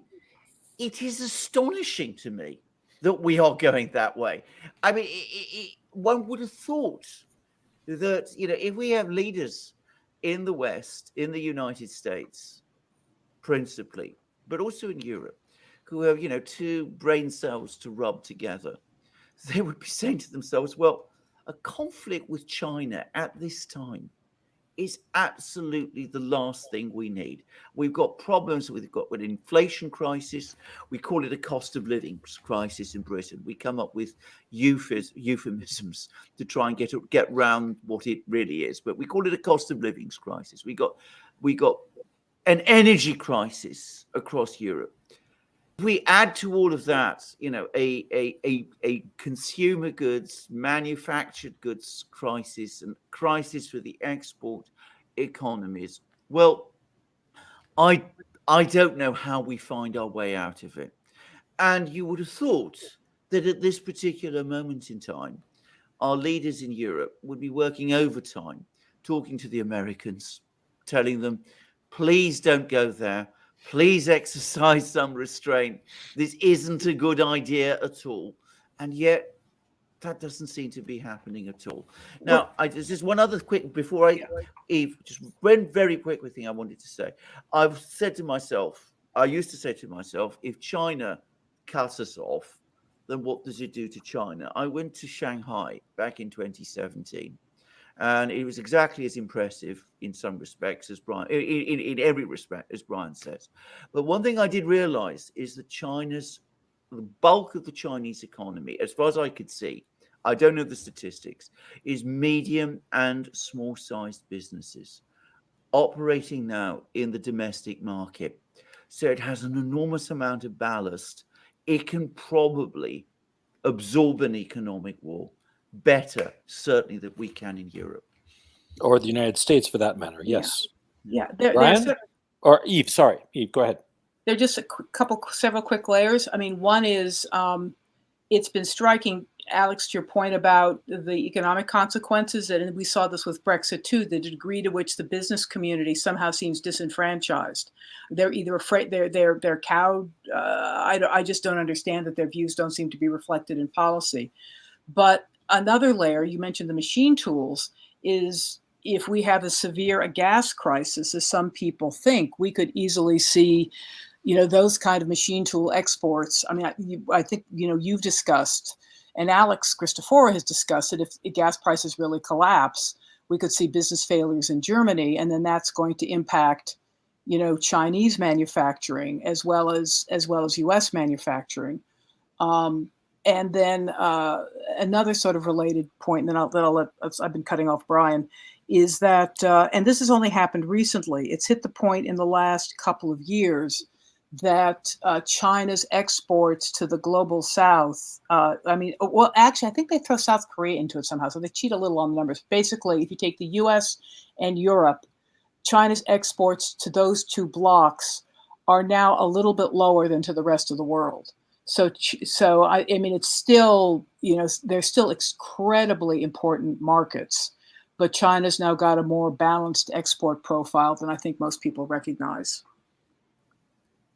And one thing Yves was saying, I do believe it was during the last roundtable, was that the United States can say we're going to make all of these industries and factories ourselves, but it takes years to set that up.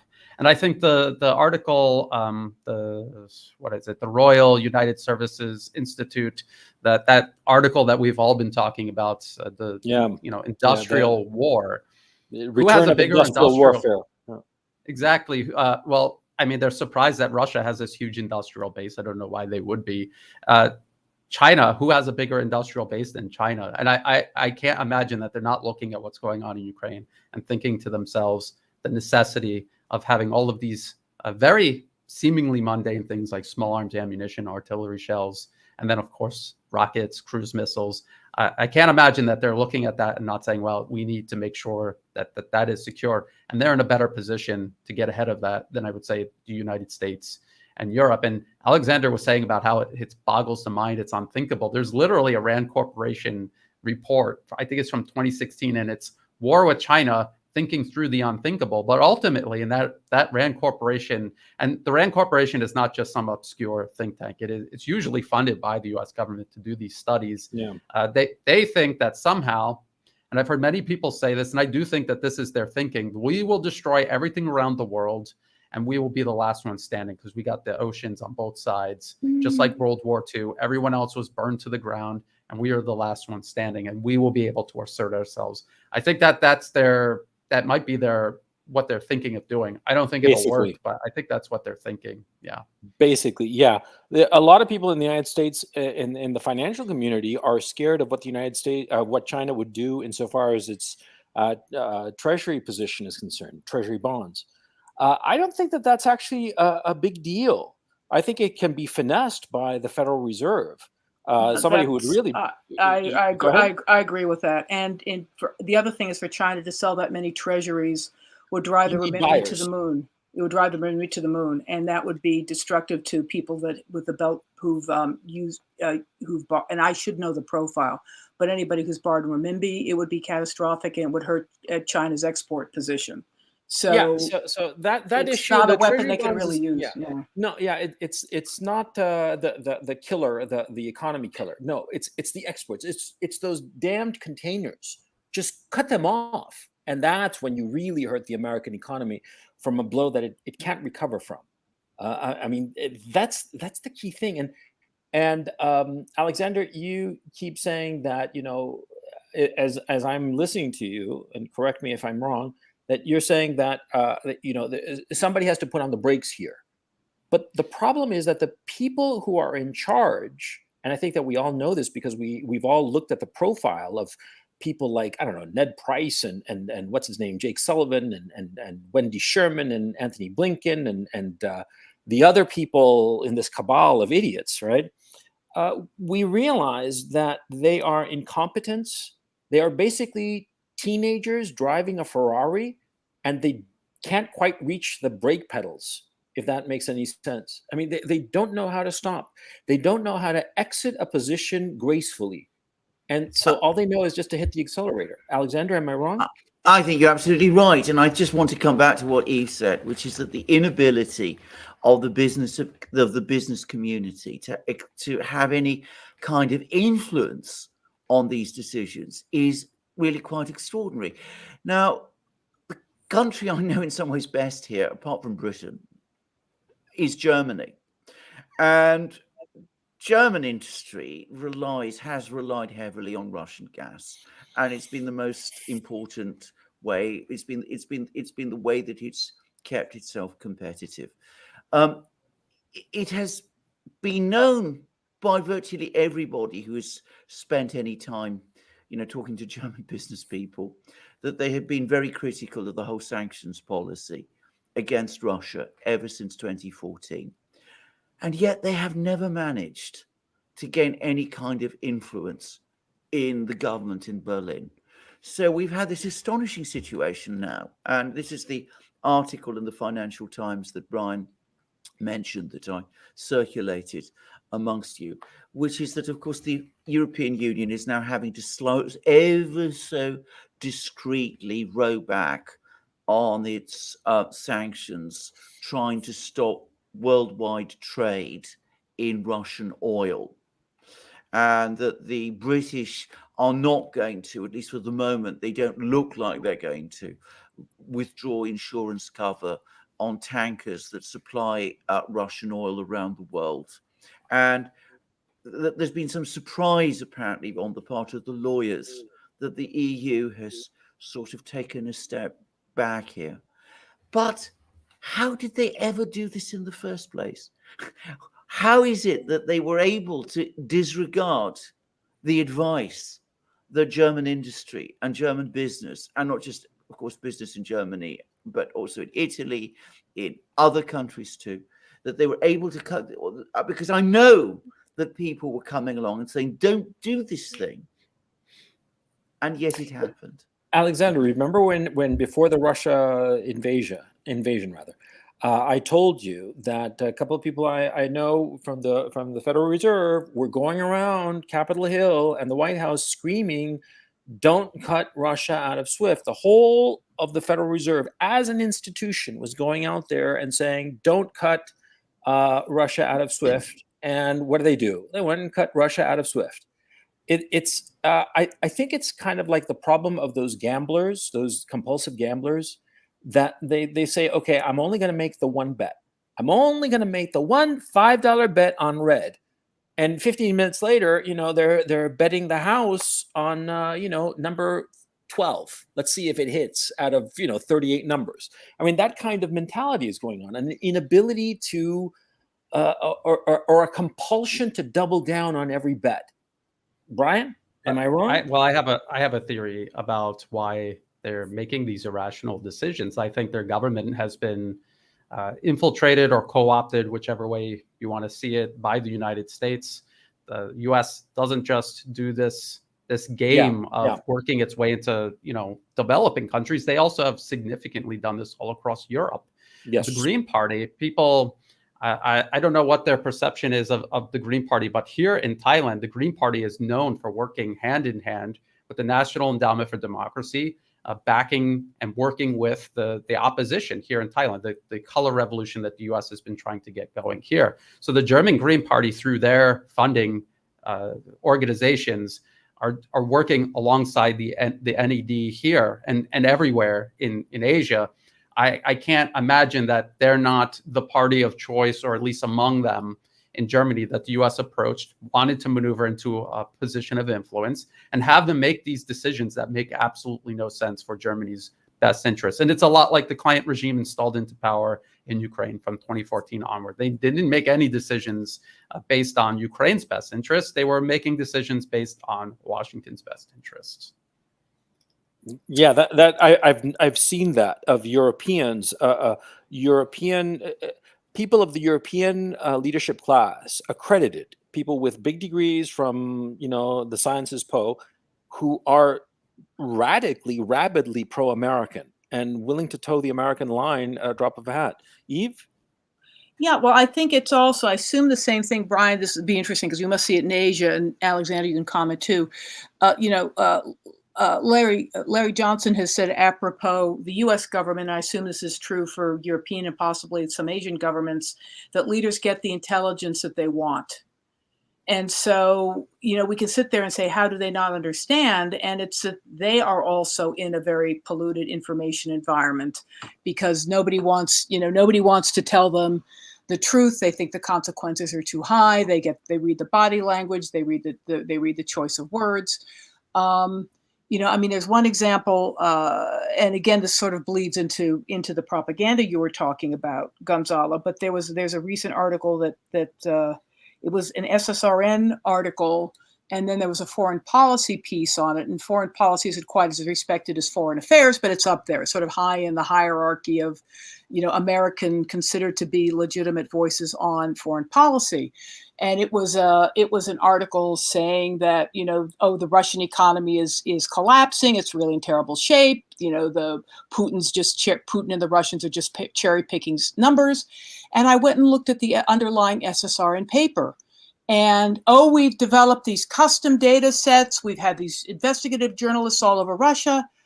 As an ex-McKinsey consultant, I can tell you that nearly all of the categories they claim to have developed were fabricated. They claim to have some kind of customer comparative channel checkers. Channel checking is an industry in the United States that's, first thing, it's very dirty. You're basically paying people like warehouse managers to sell out their company data, their company information of how many pallets are going in and out to a third party. And sometimes, if they're lucky, they get the chief development officer to speak to them. But the point is, even in America, it's very spotty and it's industry niche specific. I checked. I saw no evidence that the channel checking industry even existed in Russia, which makes sense because their big customer is private equity, and how much private equity is there in Russia? And even if it existed, how could they get this much data on a custom basis in 5 months across all these industries? I mean, it was just nonsense. It was nonsensical. And I can go through the other categories, but they had two other categories that were clearly as bogus, and the only one they had that might be valid was, we have data from the Fortune 100 companies that left. Well, yes, you can tell how much business they gave up, but that doesn't tell you anything about Russia's success in substitution. So it was, and this is trotted out as authoritative. So you see this kind of nonsense going on. I mean, this was a fraud, and yet it's being treated as if it's real. Yeah, that's the thing that I find deeply troubling in the West at this time, that there's nobody's willing to confront the truth or reality, and they just make it up. And as the true reality starts catching up to them, they are smart enough to realize it, and they get more hysterical, and they make dumber decisions. That's why I think, to your point, Brian, I think that what's going on is that the American leadership class is aware that the United States is collapsing. If you look at it by any metric, the United States is far worse off today than it was 5 years ago, 10 years ago, 20 years ago, 40 years ago. And they realize that this collapse is accelerating.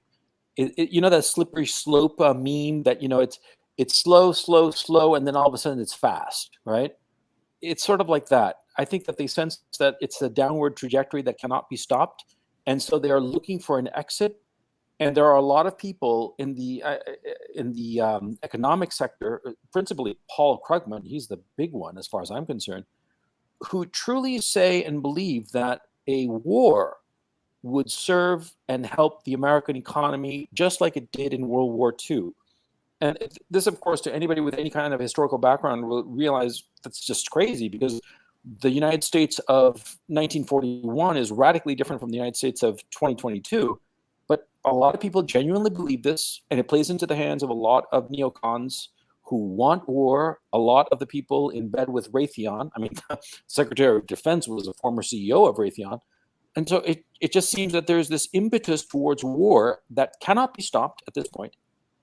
And the issue becomes, how are we plebes going to survive this war, assuming, of course, it doesn't go nuclear? Well, if it goes nuclear, then it's curtains for everyone. But how are we going to survive if all of a sudden this globalized world that we all depend on is completely shattered?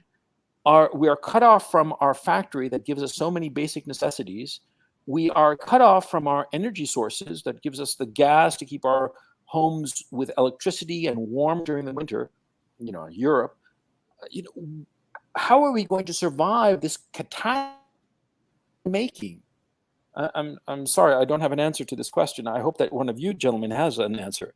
Alexander, I see you smiling like you have the answer. So please. Well, I don't have the I don't have the answer. First of all, I just wanted to say something, and it just comes back to the previous points that we've been discussing, and it flows from things that Brian and Eve said. No, my father was a dyed-in-the-wool Marxist.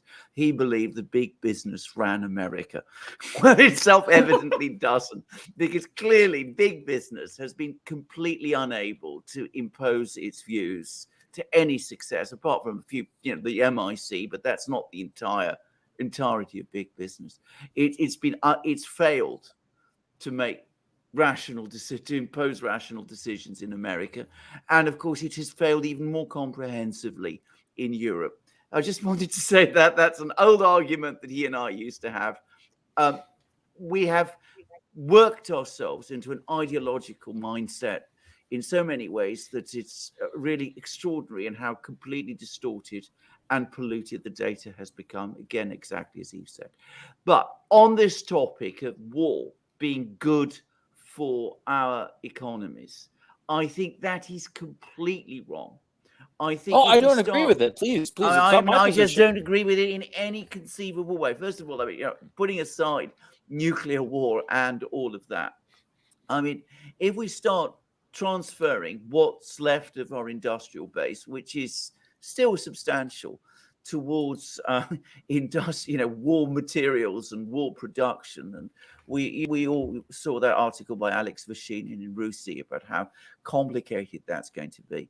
Well, if that's going to be how we're going to try to outpace the Chinese, of course, have the biggest manufacturing base. They can do it far more effectively than we can. But if we're going to do that as well, it is inevitable that we are going to deepen our inflation crisis. Because if you're going to start reallocating civilian production to military uses, well, we're going to have less consumer goods made. We're going to have imbalances building up in the economy. It will be a huge crisis. In the 1940s, when the Second World War happened, the United States was still clambering out of the Depression. There was a huge amount of unused capacity. The industrial system was, as you said correctly, entirely different. The United States was able to crank out vast amounts of weapons. Even then, however, inflation rose. Yeah. It would rise astronomically high. No, inflation is going to go through the moon because of the cutoff of trade with China. Because if all of a sudden China cuts off its trade with the United States, whatever's left in the United States from China, that's it. Those goods are going to be priced to the moon, especially as they become more essential for other. Inflation would be astronomical in the United States. I know. It would break the dollar. Oh, I know. Brian was looking for a list, and I didn't give him a really good list. Here's two key dependencies of the U.S. on China: shoes, sneakers. The Chinese have joked that if they denied us sneakers, Americans would be shoeless in 6 months.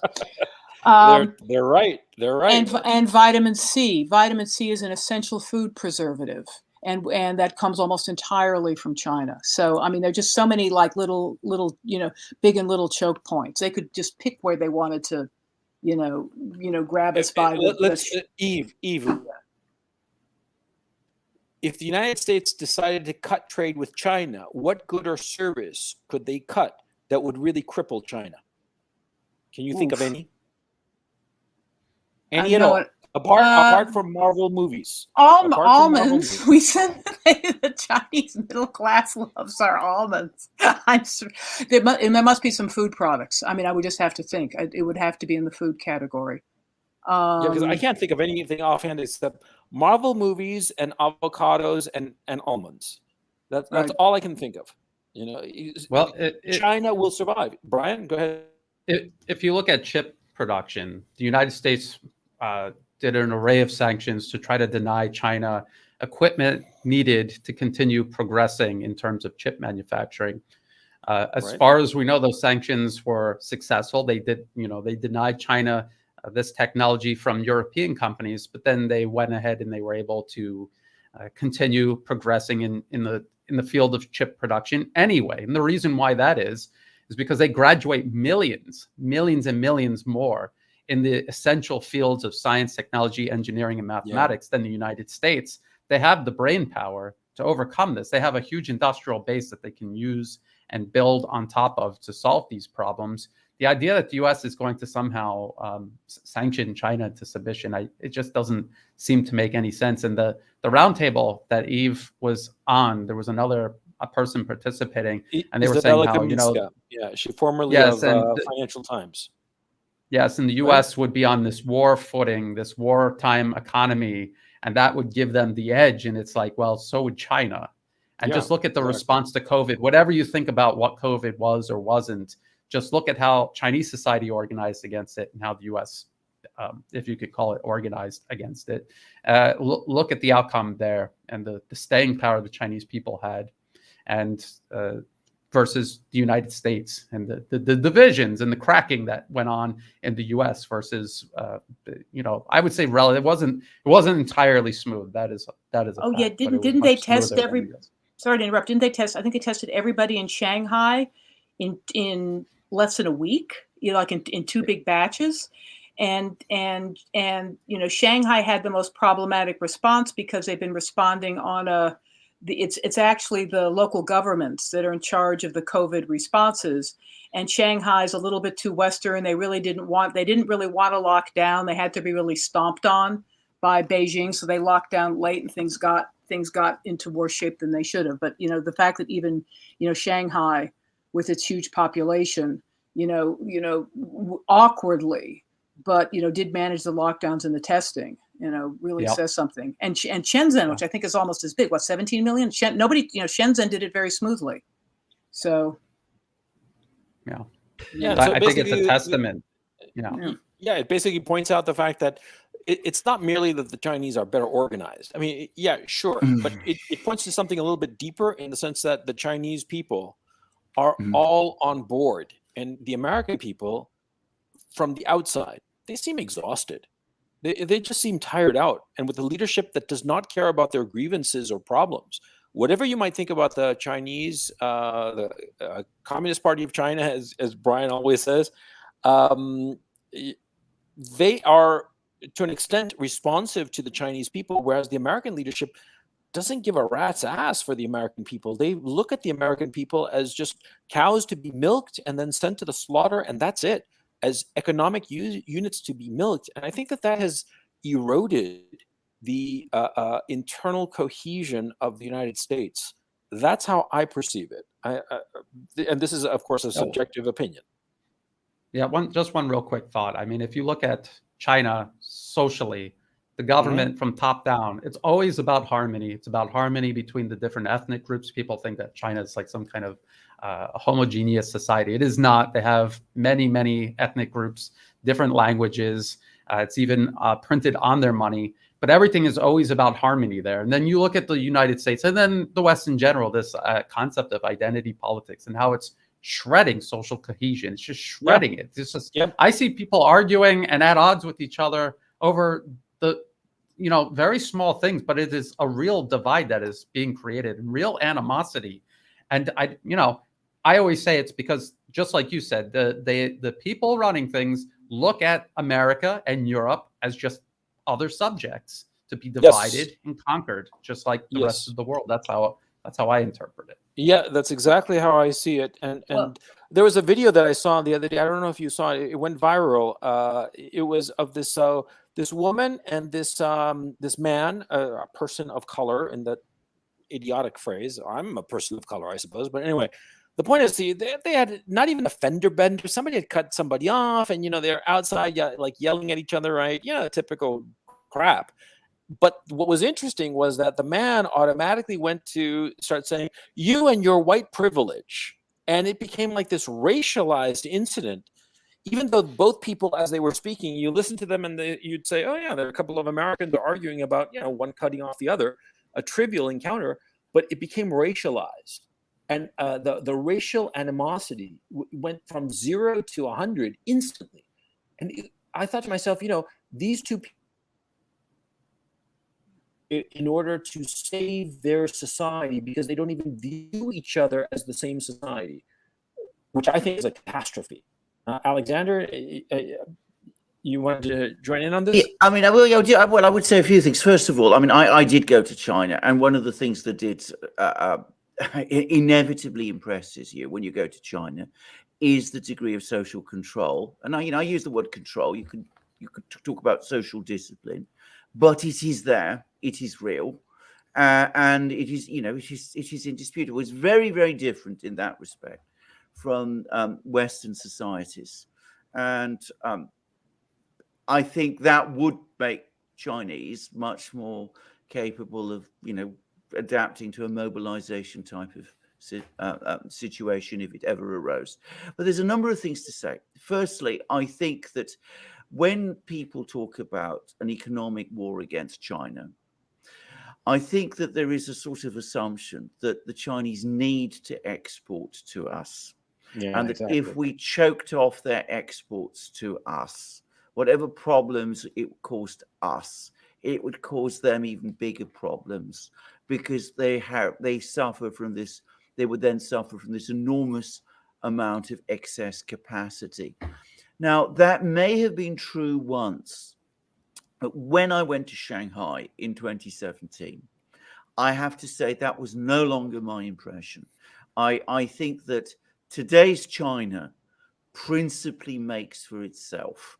That's, I mean, what it exports is additional, but it's not, the core part of its industrial activity. And this, I think, comes back to that earlier discussion we had, that people in the West have a very bleak view of what China is like. I think they still imagine it to be a very austere country where people work at very, low wages to produce all the goods that we consume in the West. And of course, that, as I said, I think it's an outdated view of China, even if it might have been true once. The second is, and comes back to what Brian was saying about industrial war.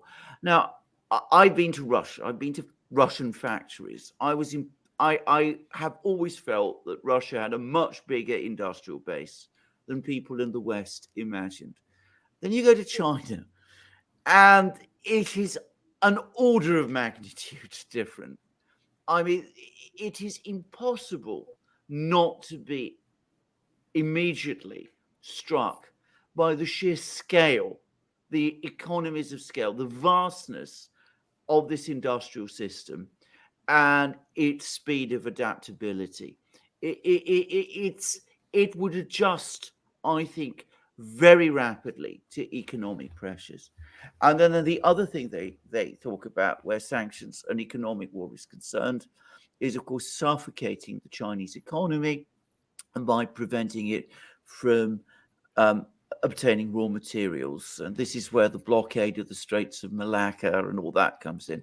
The problem with that is that, of course, at that point, you're internationalizing your conflict with China. You're involving all sorts of other countries in it in a very direct military way.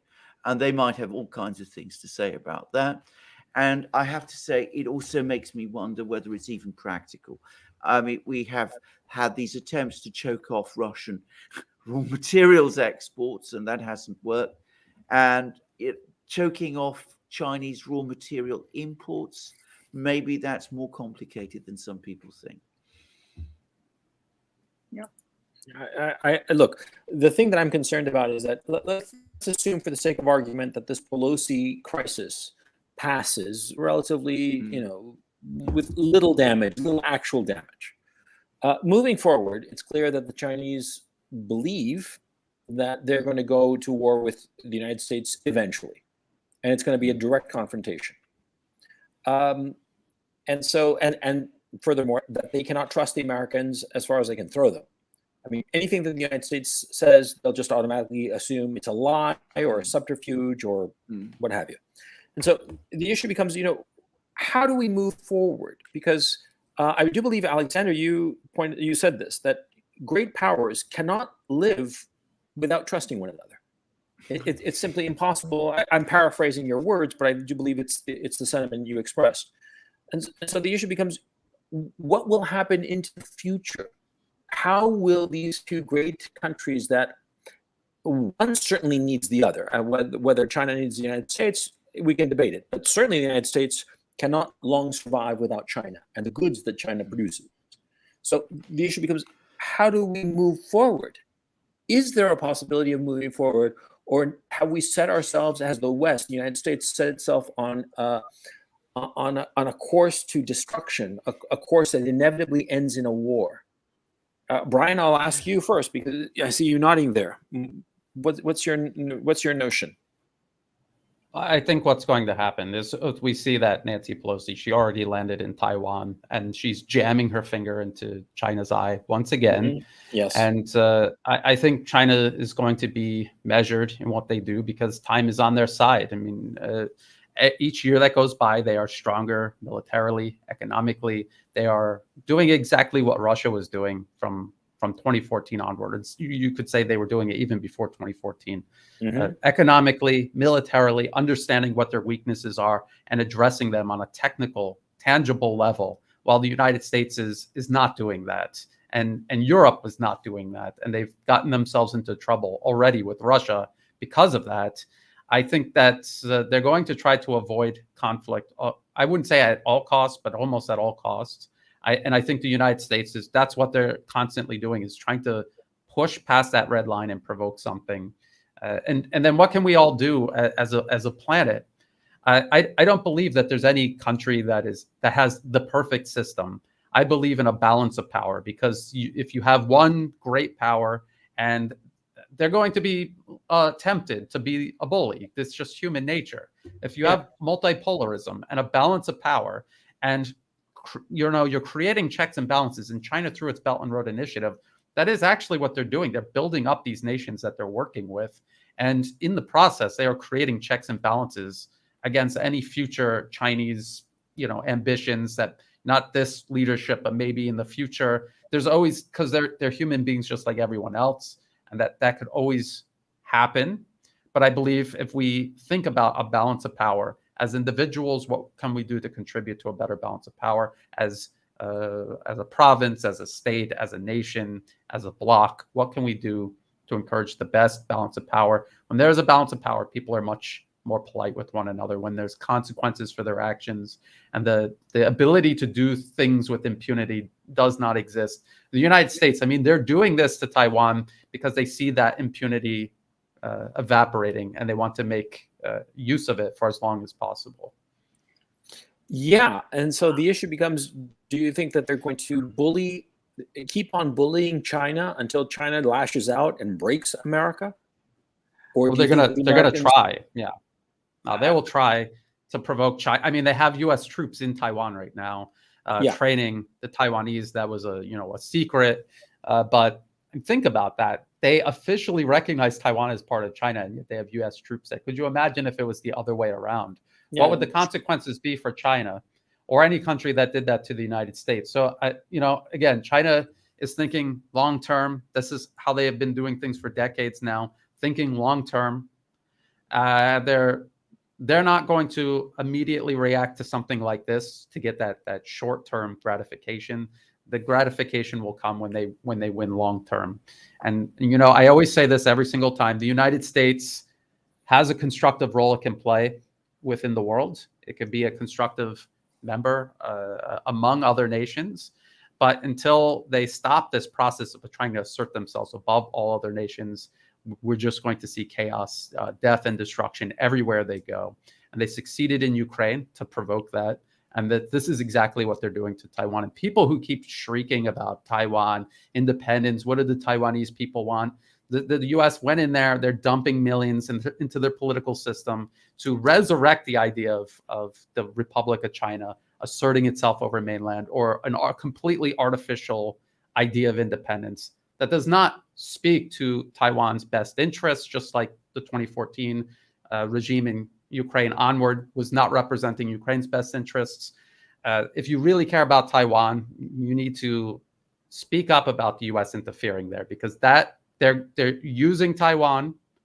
They're not working in the interest of Taiwan. They're using Taiwan, just like Ukraine, and it'll be the exact same tragic result if they're successful. So you think that basically China vis-a-vis Taiwan is where Russia vis-a-vis Ukraine was in 2014? Somewhere around there. I think not exactly. There's because there's a lot of differences, but I think also people need to take the U.S. Russian tensions together with the U.S. Chinese tensions, because it's all part of the same overarching agenda of suppressing all competitors. I don't want to sound comparatively Pollyannish, which is particularly out of character for me, but the Pentagon was attempting to keep Pelosi from going. They did speak up against it. Jake Sullivan even spoke out against it. And I think this is the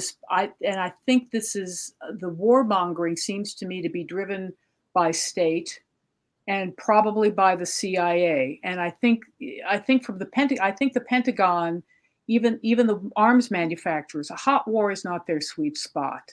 A lot of tension is their sweet spot. That maximizes arms sales, to be, crude about it. And I also believe, you also looked at the readout from the Lavrov call, Alexander. It was clear that the Blinken call to Lavrov wasn't about this prisoner exchange. And the one of the rumors I've heard is that Blinken the state is increasingly panicked about the prospect of a collapse in Europe due to the gas situation. And if we have if Europe doesn't get over itself and open up Nord Stream 2, Russia's not going to help them with Nord Stream 1. And they will have a very severe gas crisis this winter. And I think that's going to incredibly damage America's credibility, enormously damage America's credibility. And I'm not sure its ability to be as aggressive with China is going to be that strong after a disastrous winter in Europe.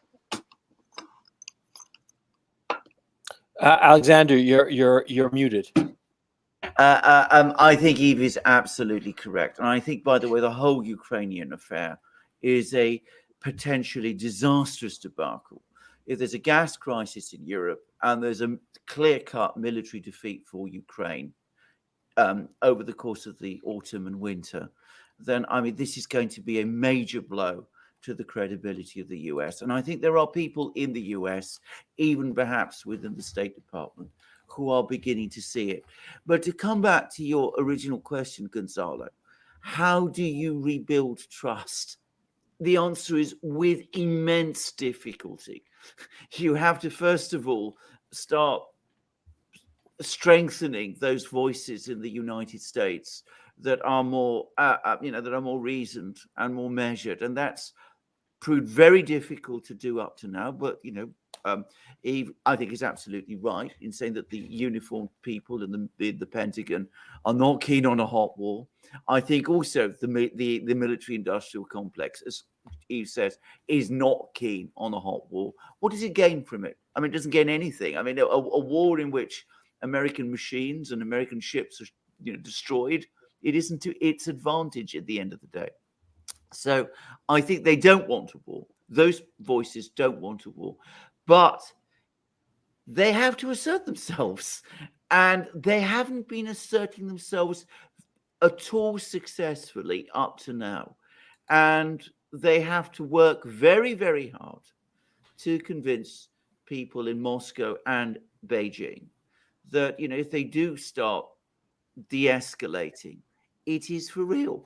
We can't have situations where Xi speaks to Biden and says, well, look, you tell me one thing on the phone and then your people go off and do something else.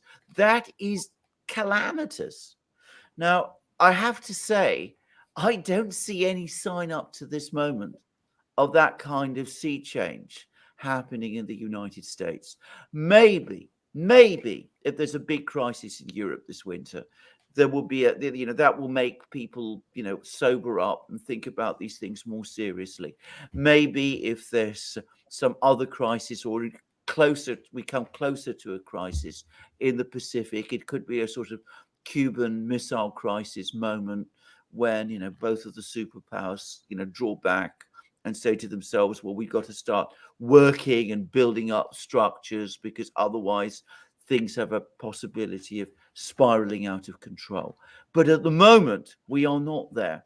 And to rebuild trust, in light of all the things that Brian has been saying, it would require a total reversal of US foreign policy. And of that at the moment, I just don't see. And it would have to be a reversal of US foreign policy that the Chinese would have to believe in. And it's going to be very difficult to persuade them after all that's happened. Yeah, because it seems that the diplomacy in the United States is trying to be, too clever by half. And after that, nobody believes you, nobody trusts you. And so even when you are sincere, people look at you and say, oh, is he trying to crook me again? Is he trying to play some game? And so it'll have to be a different administration with a completely different set of players at the State Department. And I don't see that happening. And even if we get a Republican administration in 2024, I don't think that the Republicans would bring on a foreign policy team that would reassure the Chinese in any measurable way.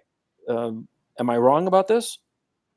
Well, I'll go ahead. Go ahead. I will just say, we mustn't underestimate the possibilities for things, readjusting themselves. I mean, it has happened in the past that the United States has sort of come up to the brink, as I said, over the Cuban Missile Crisis or whatever, and then it's drawn back. And then we did have an era of détente, which followed, and there was a general relaxation of tension. So we mustn't assume that this is completely impossible.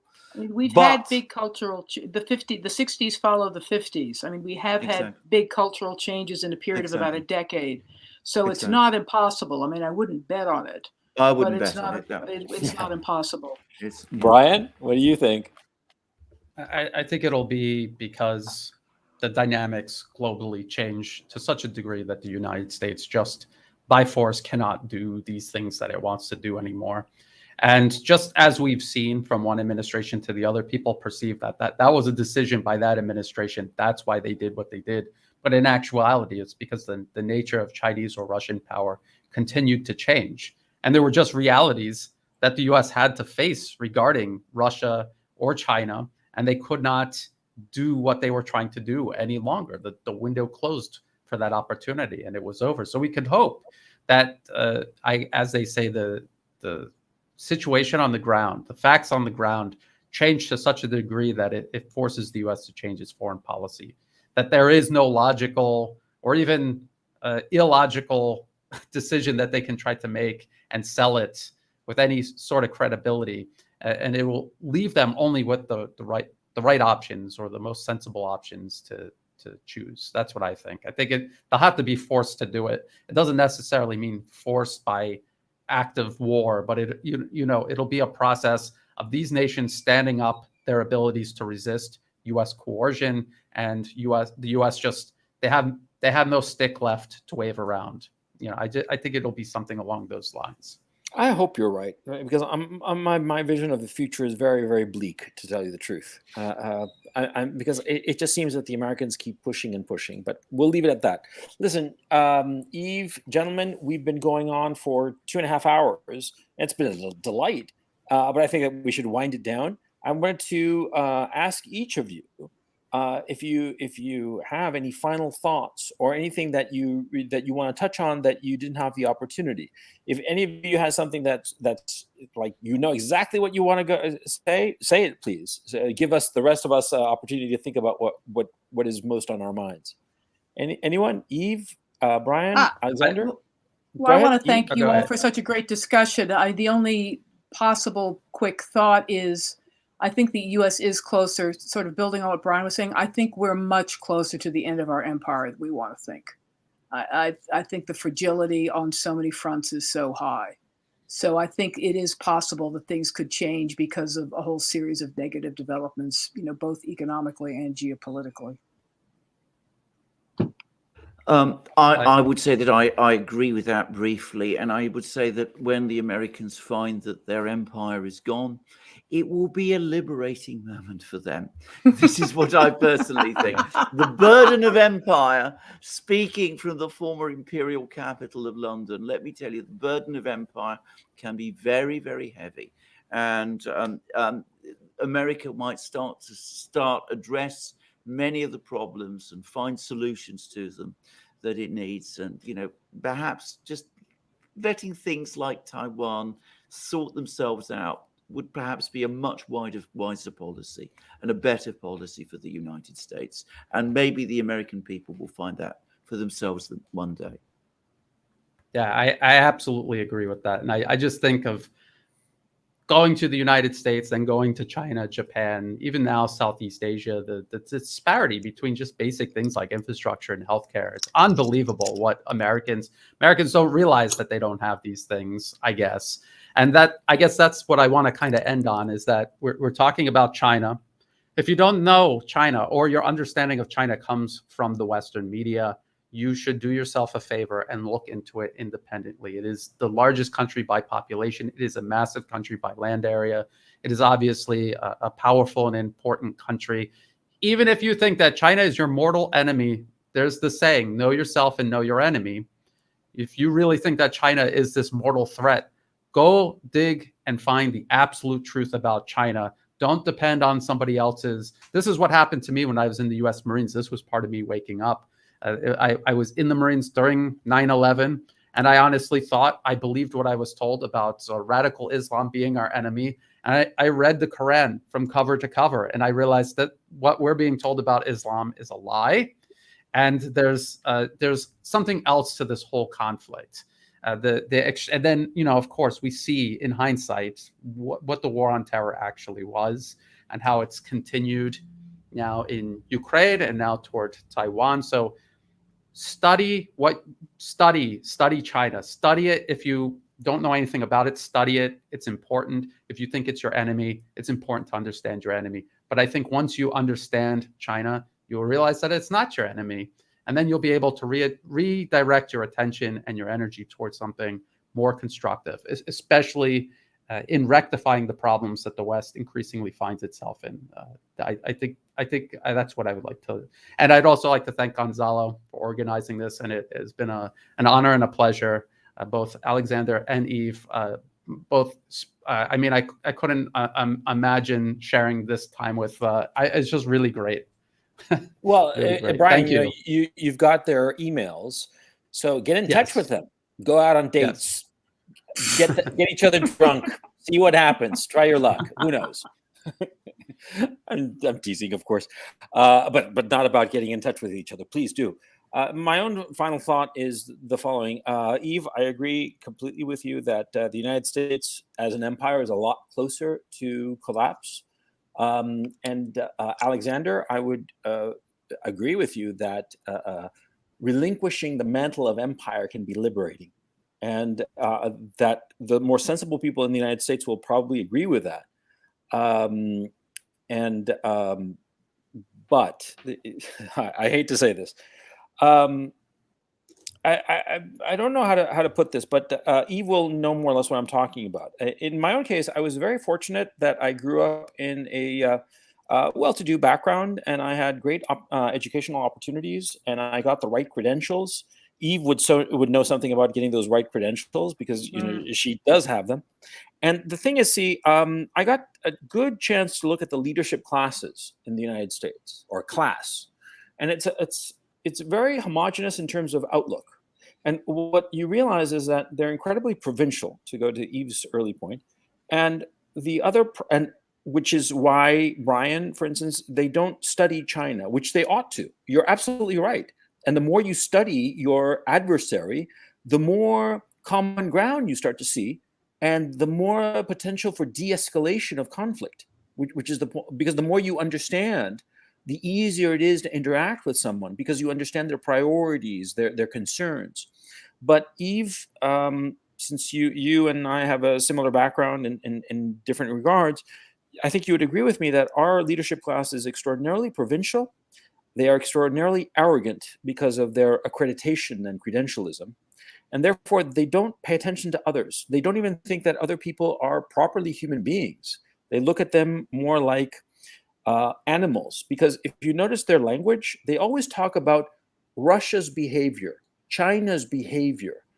Behavior is something you observe in an animal with which you cannot empathize. See, they lack or at worst, a child that needs to be disciplined. Yeah, but the same. A being same without idea. any kind of consciousness, with any kind of priority, with any kind of agency. They just look at this as, oh, look at how they are behaving, as if their actions are instinctive, automatic, machine-like, like an animal. And so this is a long-winded way of saying that I unfortunately think that our leadership class and the way that we have picked our leadership class ensures that the collapse of empire will be traumatic and will be fought viciously by this leadership class that will not accept a multipolar world, and that will fight to the death, and more importantly, fight to the deaths of countless other human beings to maintain their hegemony, to maintain their position. And we see that now in Ukraine, where every day, roughly between 500 and 1,000 Ukrainian men are dying every day in a war that they cannot win, but strictly because Washington so orders it. The American leadership class so orders it. And I think that this is a catastrophe. And That's why I'm just not particularly hopeful for the future, because the people in charge, they are, I don't know. Sorry for the downer black pill at the end of the show.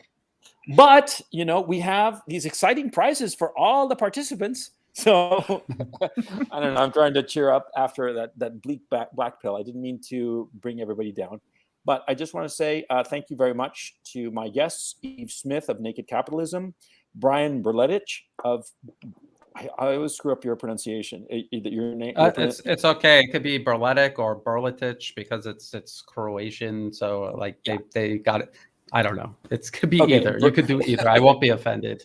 Okay. Brian Berletic at the New Atlas, which is on YouTube. And Yves Smith, by the way, is Naked Capitalism, is nakedcapitalism.com. The links are in the description below. And my wonderful friend, Alexander Mercouris. Yves, gentlemen, thank you so much for having joined me in this broadcast. Chat, I hope you enjoyed the show. And let's see what Pelosi has to say. So take it easy, and I will catch you next time.